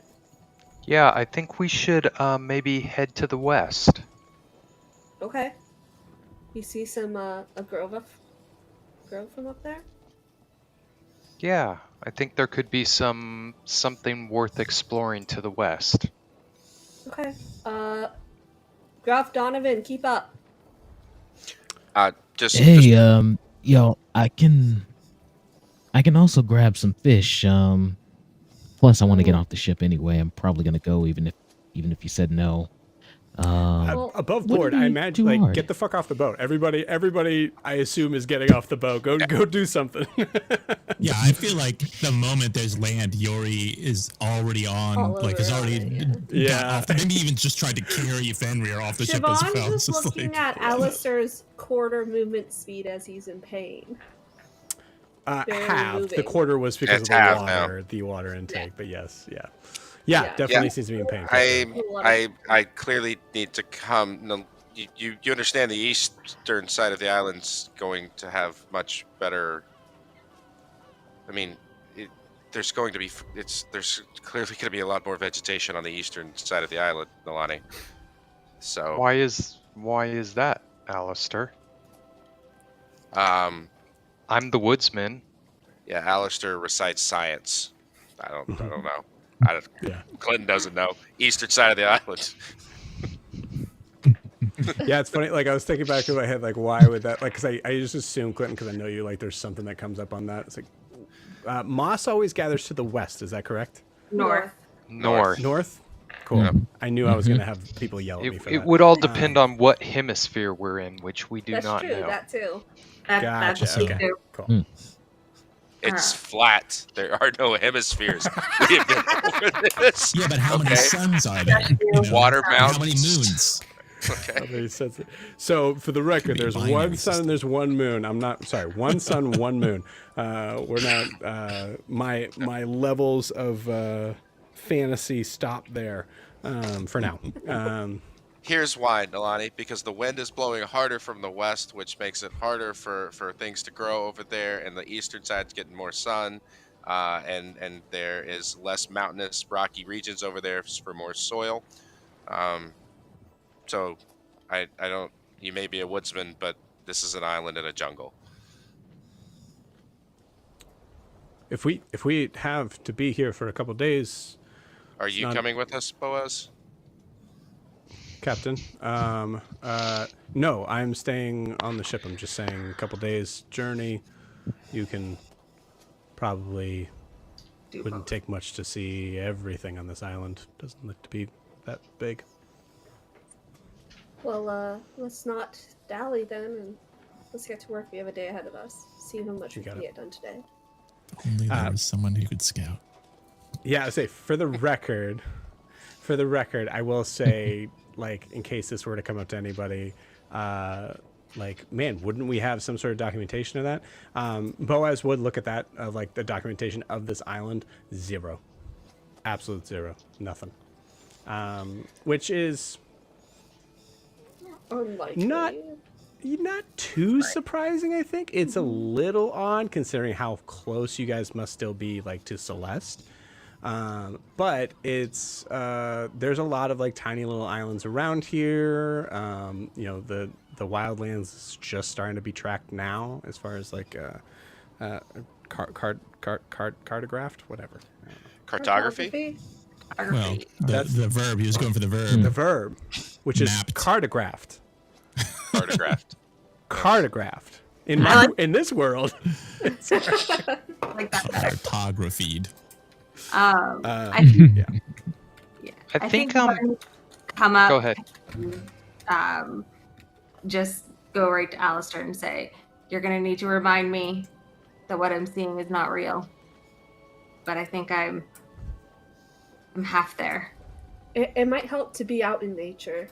Yeah, no, it's just rivers and rivers of blood. All of the trees are made of blood. Everything is bleeding. The sun is bleeding. That's not great. The sky is blood. It's a lot. So just periodic reminders. At this point, I think showing up as what's her, oh my gosh, I forgot her name. Daphne? Neve. Remy and Remy Brooke. Remy's Remy- husband? Remy's husband was what I was thinking. Mr. Remy. It's We'll say Remy. Remy. It's not. It wouldn't be weird for it to be just Remy. So Remy just kind of like comes out. Now I forget what I was even gonna say. Remy comes out to you and just looks and goes, "I've been to hell. It's not all blood." Kenneth. Thank you. We'll still have it be Remy because now I just remember Remy. It's not all blood, so this is crazy. I don't know. Well, Do you want me to try to do anything about this? can I try to help you do this? I've been around for a very long time. I've never had to do what I did earlier. So, Yeah, no, could you try can't. to help her? Okay. Yeah, I will. You do what you're doing. You see Mask disappear for a second. Watching Gwen intently. Yeah, Quinn, give me another wisdom saving throw. Oh God. Can I do guidance? Even Yeah, though he said absolutely. not to help her. I'm Yeah. gonna help her. In this case, guidance is not giving you I anything look a little negative like a on that, whipped so. dog after that, but What's Matrix Vision going on? I still don't think question. it's gonna be great because I'm still rolling a disadvantage, right? Because it's I will say, let me roll for myself to decide. Okay, yeah, no, I'm gonna say it's a straight roll. okay. I don't know which one I rolled first, so I'm gonna roll again. Okay. and you have that D4. Okay, that's better. Okay, so it's still not great, but I broke 10. It is a 12. Cool. Breaking 10, you it kind of comes in and out. Okay. You can choose when it's really funny for it to come in, but it's at a point where you're starting to see like the fact that it's sometimes there's and it's still clinging to things. I think like we're not going to get too psychoanalytical here on this, but I think it's something that you're paying attention to. It's going to do that, but something that you're just naturally perceiving, it's not. Great. Okay. Yeah. That'll be fun. Okay. Wow, that was weird. You look like you're feeling better. If I don't look directly at you, you are not bleeding anymore. So I think we You can work look with it. directly at things. I rarely do anyway, It's so like just have a low perception.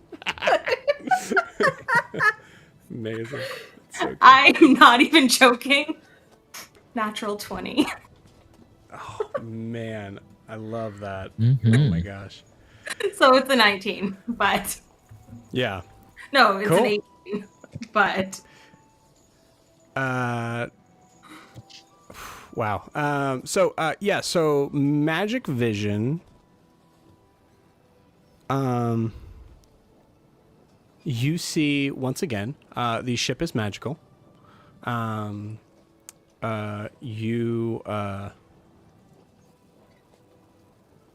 Getting on the sand of this island, you don't see anything magical from your perspective where you are on this island. Yeah, actually, sorry. No, yeah, you everything else looks normal.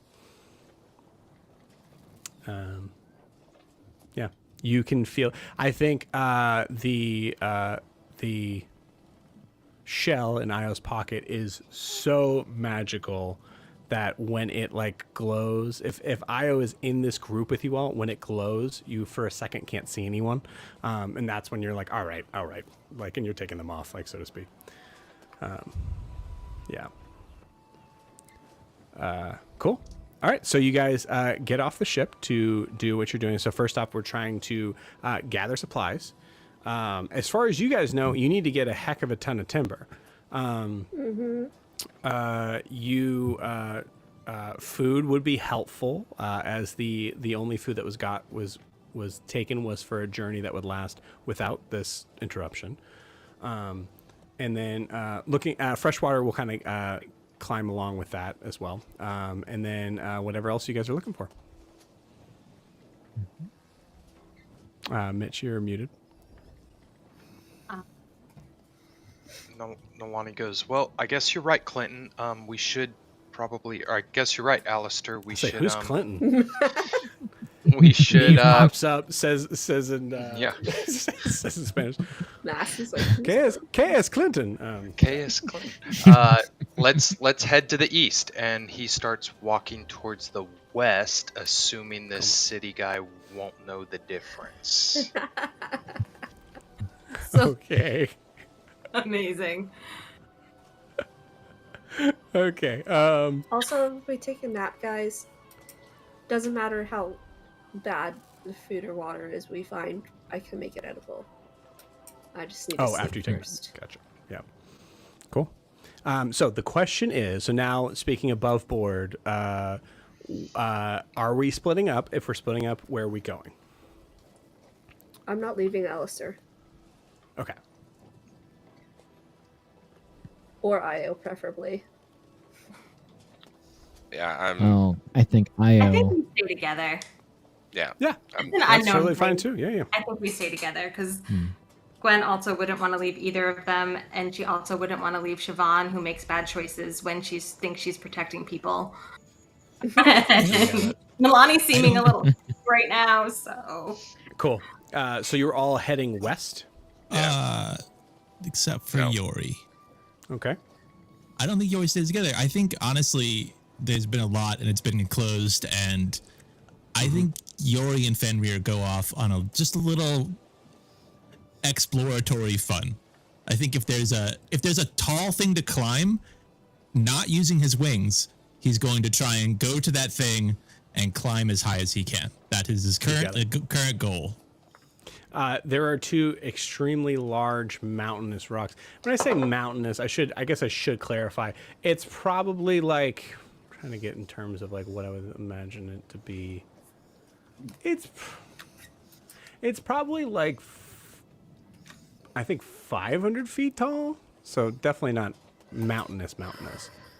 Right. But yeah, big, tall. Maybe yeah. taller than that. I'm trying to conceptually think of what is. Yeah, it's tall. If you look at the picture, is it like, yeah, I mean, I guess much taller than that, I guess. Well, If there's no distance there, yeah. That is pretty accurate, actually. No, that is pretty accurate of what the one that seems to be like kind of like standing a little bit taller would be, about the size of the tallest one. So yeah, cool. Did All right, Zimmer Zephyr come with us?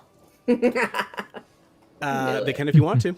I will fully allow them to come with you if you want. I do, only because in this moment, regardless of who's running the show, I'm not comfortable leaving Yori by himself.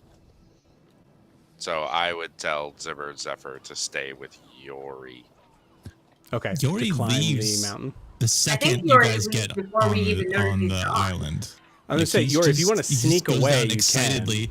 Yeah, he's not exactly sneaking, but like the second, like you said, like when we got to the island and like there was sand to go to, he jumps off the ship immediately. It's an exciting thing. I don't think he's really thinking that much about like any of the other stuff, any of the needs. He just goes off. So if nobody immediately sees little him and boy does running anything, off. like he's Got just it. yeah. Yeah, absolutely. Cool. Awesome. So I say, so anybody who's wanting to see Yori running off, I'll say roll me a perception check.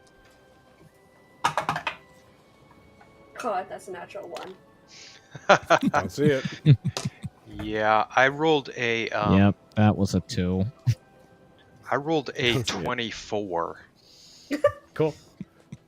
So for a total of 6 for me. So Okay. I think I'm just gonna smile while I watch him run off on this up the sand. Yep. Just like the ship that we yeah, don't like- see. Nalani only rose 15 or better, but then he just ignores those rolls. Yes. Yep. Yeah. I love that. Yep. It's beautiful. I kind of picture it as while Alistair and I were having the previous discussion about West versus East and how he knew that to be true and blah blah blah, he kind of notices Yori going up the sand and just kind of smiles. I also feel like, of all the people, Nalani is the one who would most appreciate that. Just like, sometimes you just gotta go off in the Yeah, wilderness. Gotta run Sean's off. on trying to help. Sometimes you just got to Max run win off right to a now. dangerous island that you know nothing about. Absolutely. I fully agree. I mean, he's do 14 and a half. He could take care of himself. He can take care of Yeah. himself. Gwyn, Evan, you have that new character sheet ready, right? Gwyn, Yeah, I got it. do I dare ask? Oh, I didn't even have a roll. That's fair too. I love that. Yeah, and then Alistair, I rolled a disadvantage and rolled a 5 and a 6. So love it. Awesome. Awesome. There's a certain point in time where you guys kind of touch down on sand, and I'd say it's only until that point where Yori is nowhere to be seen, you realize, where's Yori? Zimmer, Zephyr, go find him, please. No, we should go find him. We'll look where we're heading. Okay, so we're either chasing She's Nalani. pointing a random direction. No, just we're either chasing Nalani or we're looking for Yori. Nalani, Maybe you're- I think Nalani smirks as he's listening to them, and we're walking up the beach towards the west, and he notices Yori's footsteps in the sand. You know, he's a woodsman. He can track him, especially in the sand, are going up the other way, and they apparently are clueless as to this. Awesome. Zimmer rolled an 8 to see. However, Daphne rolled a 19. So what I think it happens is that Zimmer kind of looks around and just kind of starts to look straight up, and Daphne at that point goes "Forget it. I got it. I will. Thank you. I will Daphne. find Yori. We'll come back with food. Just come back with your lives." Appreciate you. You too. Okay. Just as an aside, as this is all going on, part of the reason why I think Gwen doesn't notice anything is she's going through things that will be useful, deciding which skill to give herself borrowed knowledge on, looking at the group. Pretty sure Io and Nalani probably have survival, and Siobhan too. She's going to choose nature, so maybe we can not poison ourselves. I can make food not poisonous, but But it's still fun. We don't really know that. You said you could take care of it. She doesn't really know what that means. So. Hey, Jess. Uh-huh. Good idea. Awesome. Cool. I'm smart. Yeah. Cool. As you guys are kind of maneuvering off to your so say everybody's kind of going to the west. Nalani, are you walking towards where you saw the mast? Is that that the direction we're going? Yeah. Cool. You got it. Great. So awesome. Yori, you were kind of we see. I think we see a scene where we zoom in on Yori, who is just full on rock climbing from the side, and it does a quick zoom out to where the rest of the party is walking off in the other direction. As you are climbing up this this mountain, we're gonna pause you because that's what's happening right now. Cool. As you guys are moving through, at a certain point, you can walk along the beach, kind of go long ways, or you can walk through the forest. Which one do you guys want to do? I'm following Nilani. Yeah. So Nilani, which way you want to go? Oh, we're Same. going through the forest. You got Of it. course. Absolutely.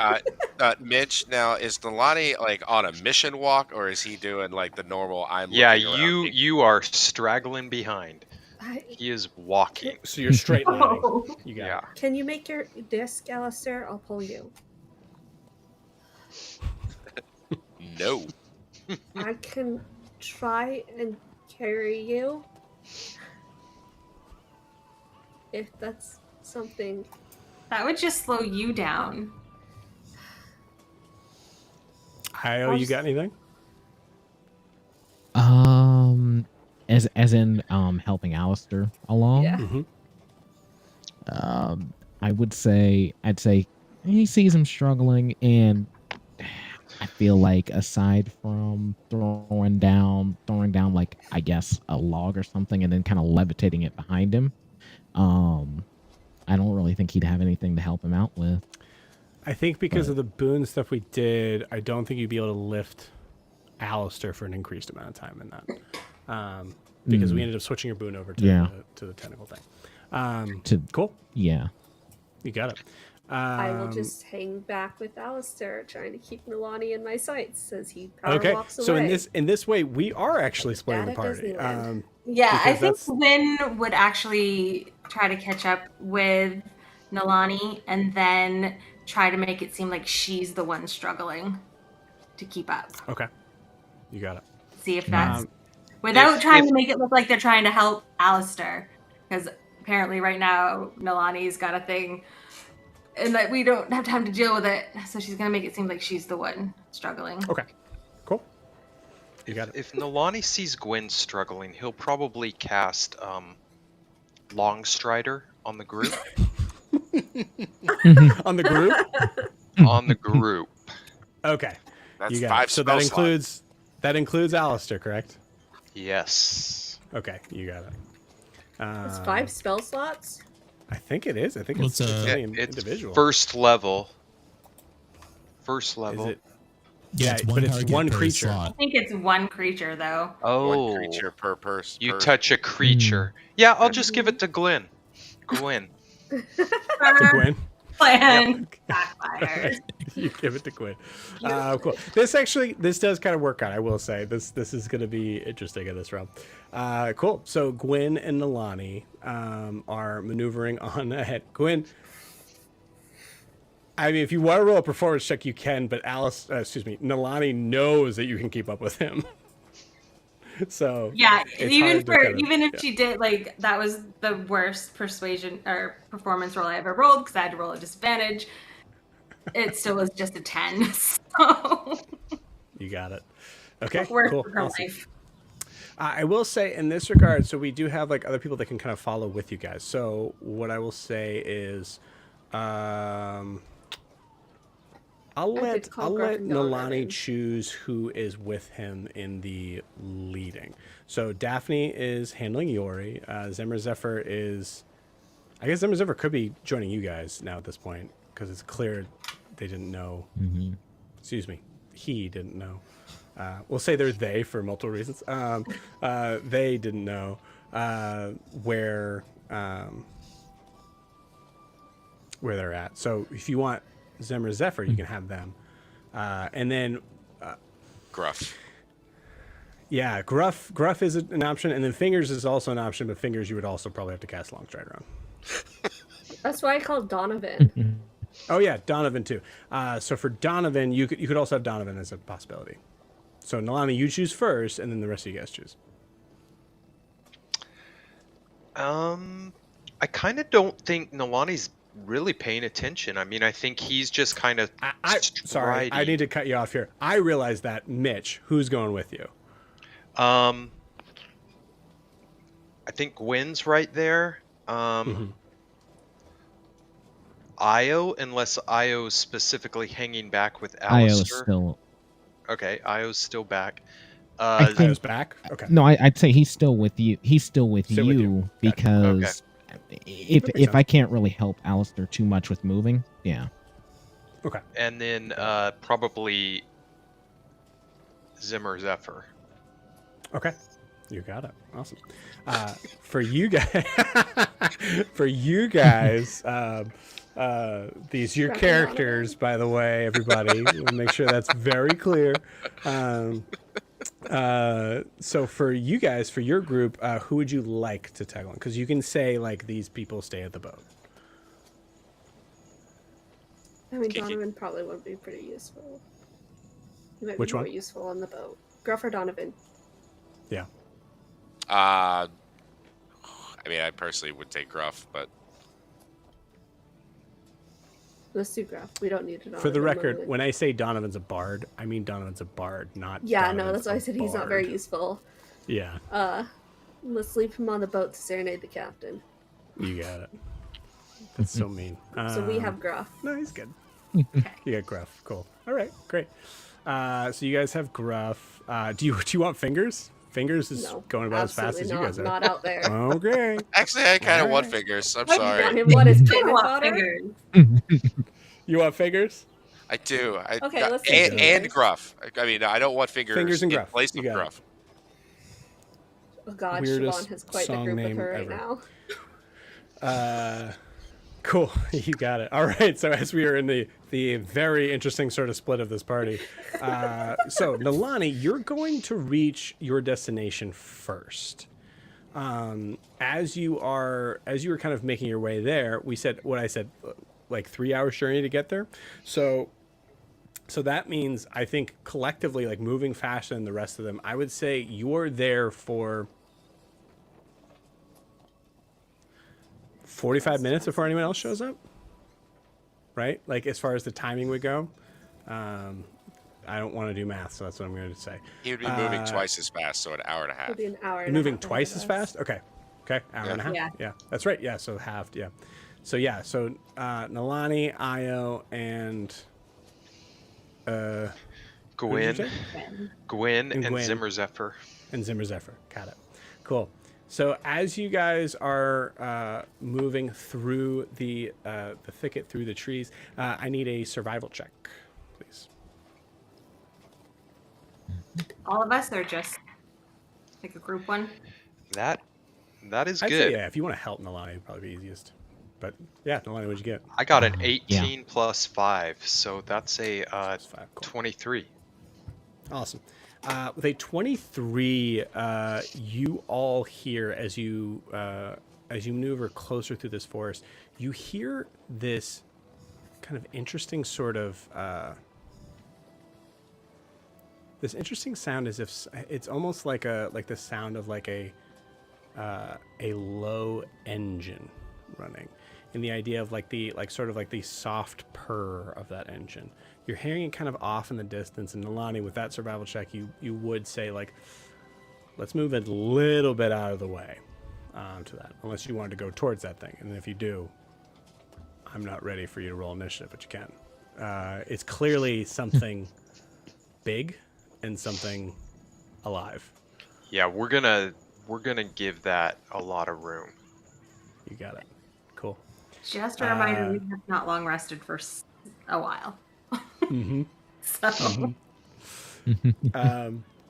Cool. So say maneuvering around that and kind of like breaking through the trees here is when you see the thing that you have kept your party from. Out on the opposite sort of shoreline. Assumedly taking in Io, when you see this as most likely it's almost like it's the result of the dream that you had, as you see a fully beached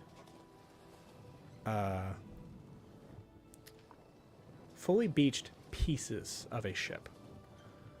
You see half of the stern seems to be the piece that seems to be held on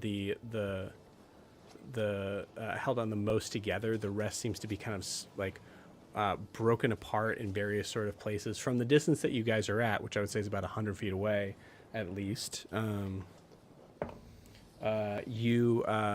you see that there is the mass that seems to be kind of like sticking up out of the ground, but slightly slanted off to the side, opposite of where the rest of the ship would be, if there was any sort of part of the ship that seemed to be like together.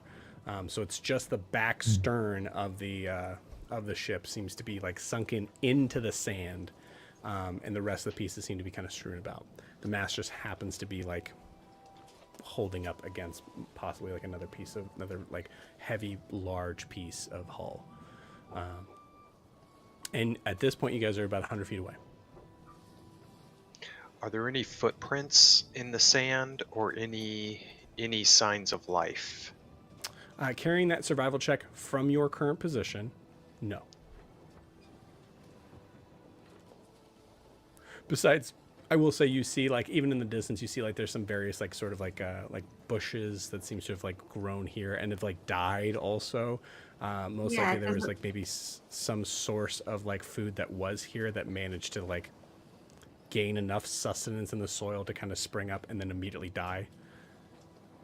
Does this look like a recent shipwreck? Like years ago. Like, yeah, does good question. the wood look deteriorated or still wet? Right. Do you guys Trying get to think closer? of like what Moss thing. growing on it. Yeah, do we get closer? That's the question. All these checks so far have been within 100 feet. Yeah.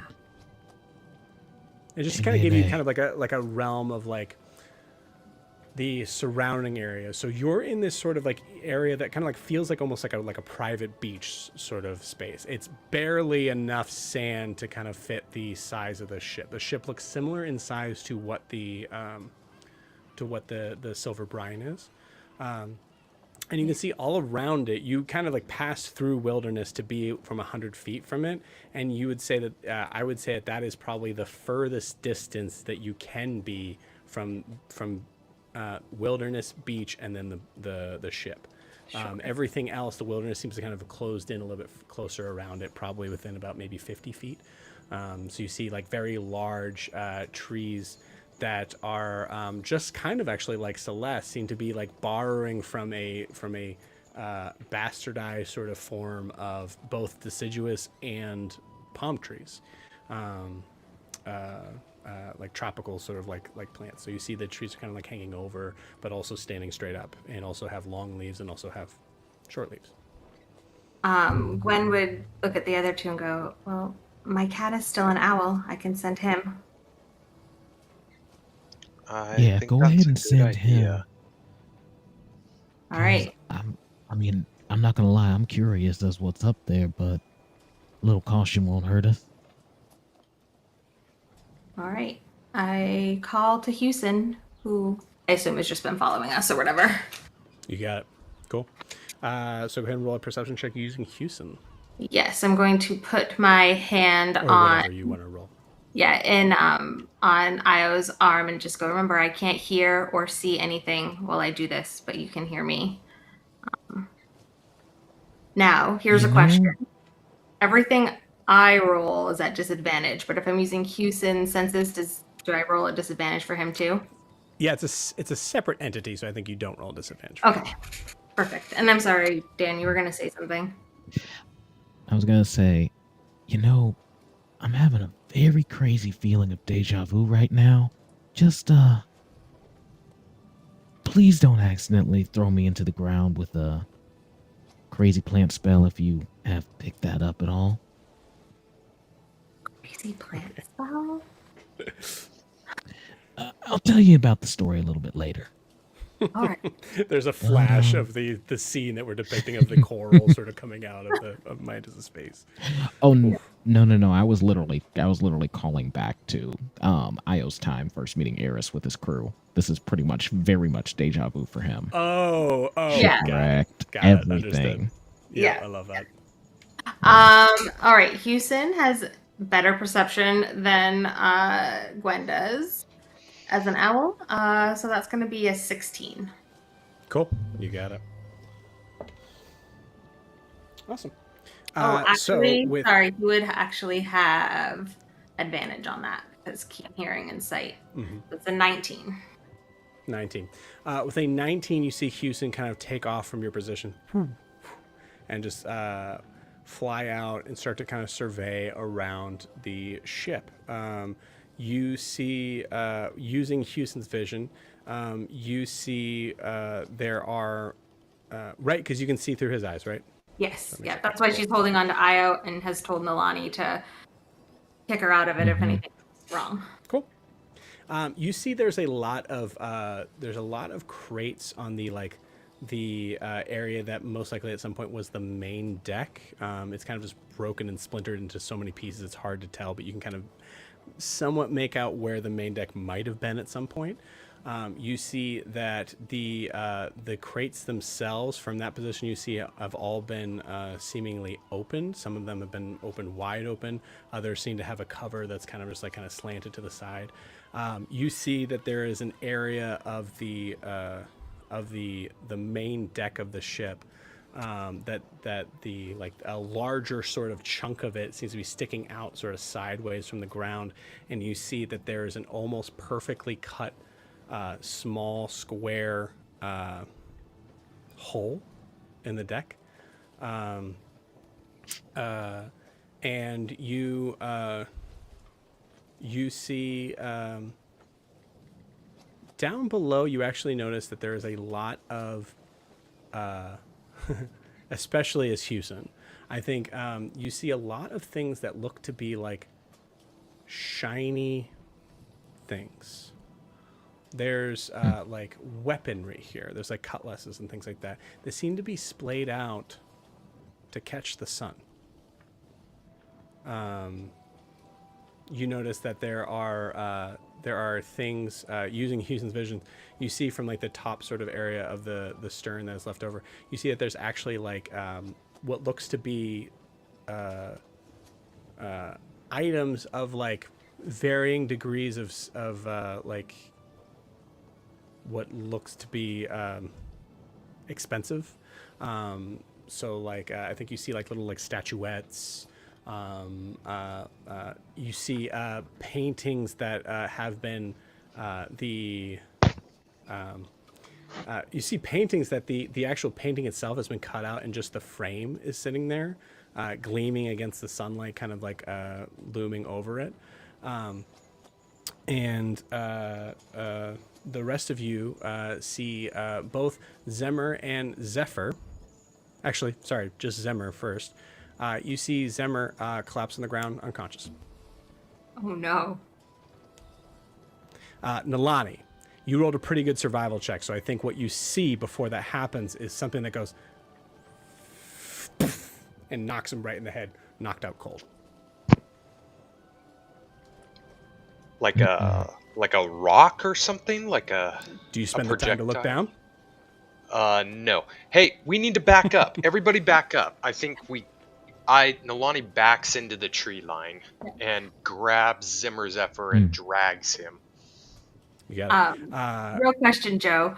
As Houston is taking this in, does it seem deliberately set to either draw attention or send some sort of signal? All of these things set up in a certain way. That's a good question. I think you're asking yourself that question as this happens. As you get knocked in the head and you take 20 points of bludgeoning damage. Also, a real question. When Nalani pulls Zimmer Zephyr, do both Zimmer and Zephyr come with him? Or does one pull apart? That's a great question. I'm going to handle that in a second. I know what you're saying, yes. Only Zimmer's unconscious, I can say that. Awesome. So, as you are 20 seeing... points, Joe? Sorry? 20 points, yes. Are you still up? I am. You guys took a short rest, so yeah, cool. Yeah. Awesome. Yeah, you feel yourself. That short rest, I'm still up.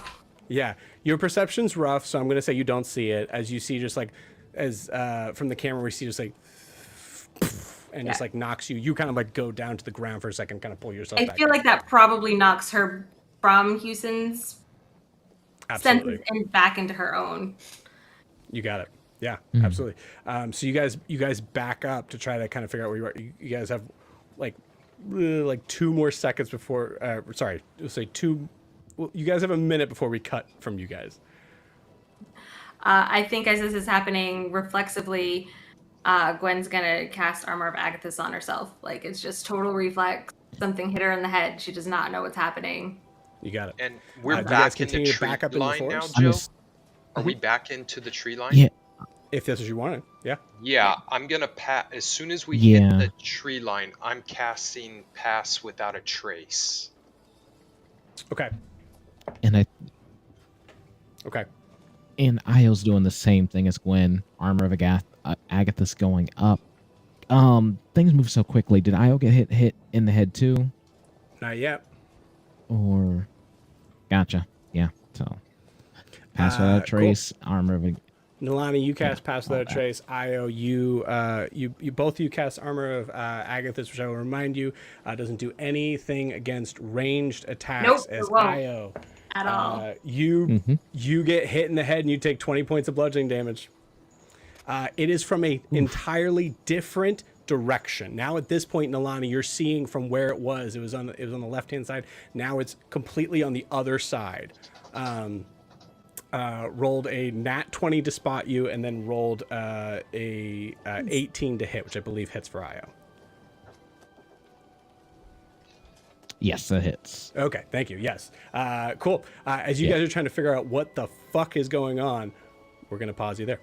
The rest of you. Coming back, Alistair. So we have, with Alistair, Alistair, Siobhan, Gruff, and Fingers. Yes. You got it. Cool. Awesome. Alistair, you're moving slower, so therefore that means that your perception is going to be higher. So I would like you to roll a perception check with advantage. Can I guide him? Yes, absolutely.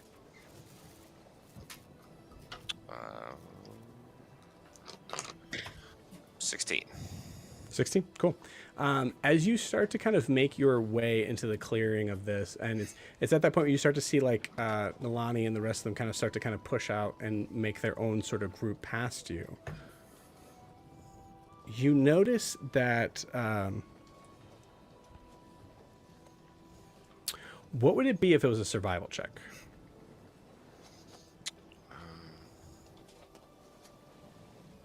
It would be still with the +1. 14. 14. Cool. Awesome. Yeah. Okay. So with the 14, you notice that there is just the slightest amount of vegetation that seems to get a little smaller in this certain area, kind of giving like the sort of the slightest look of a path. Really, what catches you though, because we're still kind of looking this as investigation, I think is what I said, is that you notice that there is looking at these giant sort of these giant rock formations, there is a hill that seems to descend down lower than it should, given the idea that this would be forest floor up against rocks. There seems to be something, and you notice that it seems like there is a possibility that something or someone used to travel to and from there at least enough times to affect the vegetation.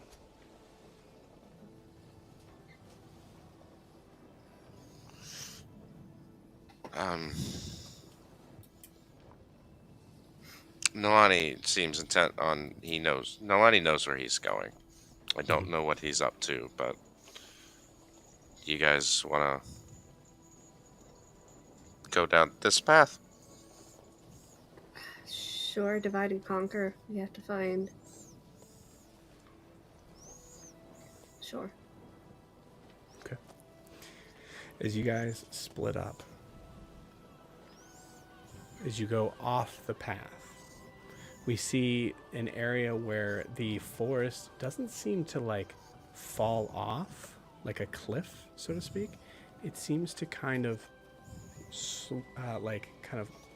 fall in like a hill. We see the vegetation still is there. We see actually a couple trees that have tried to kind of grow in this area, but now are kind of sticking out in weird ways, as there seems to be when I say a sudden drop, it's not cliff level, it is hill level, but it's very sudden.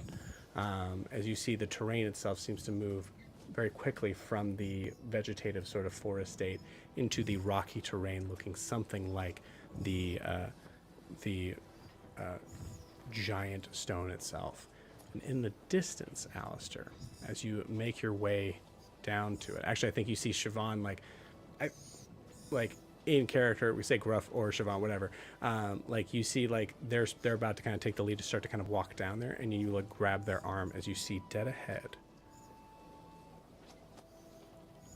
a cave, large and natural looking in its way that it's not like perfectly round, but you see that there's a mark just above it. And what makes you stop is that it looks to be in the shape of a square.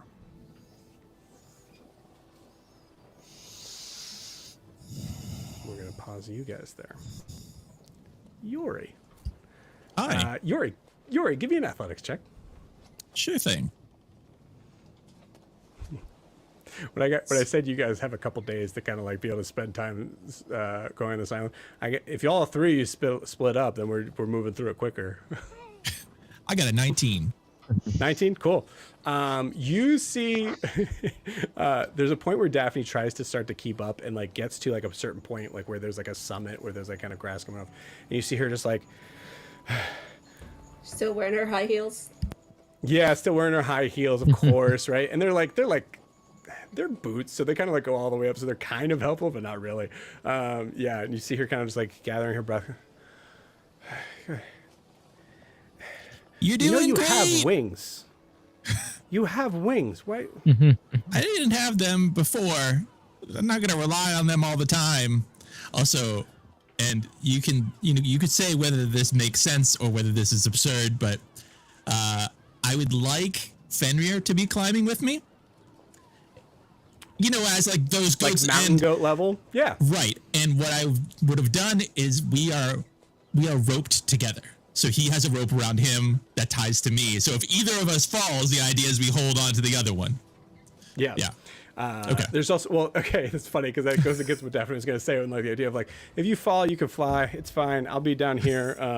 So you still can. It's just going to be, you're going to be falling faster than, or falling slower than you would if without wings. I have options. Yeah, you have options. Cool. As you were scaling, I think you get to the point where, like in the time frame that we're talking here, you get to the point where the air seems to thin. And you notice that there are less points of being able to kind of like kind of hold on to, even in your sort of smaller frame. You see Fenrir looking for places to kind of be able to like maneuver and grab hold, and they seem to be less and less. You're getting to the point that it's going to be a little bit harder to get to the top, which I assume being Yori, like, well, I'm going to do it. But before that even happens, you spend that moment to kind of look down and see how far you've gotten. I need you to roll me a perception check with advantage. Okay.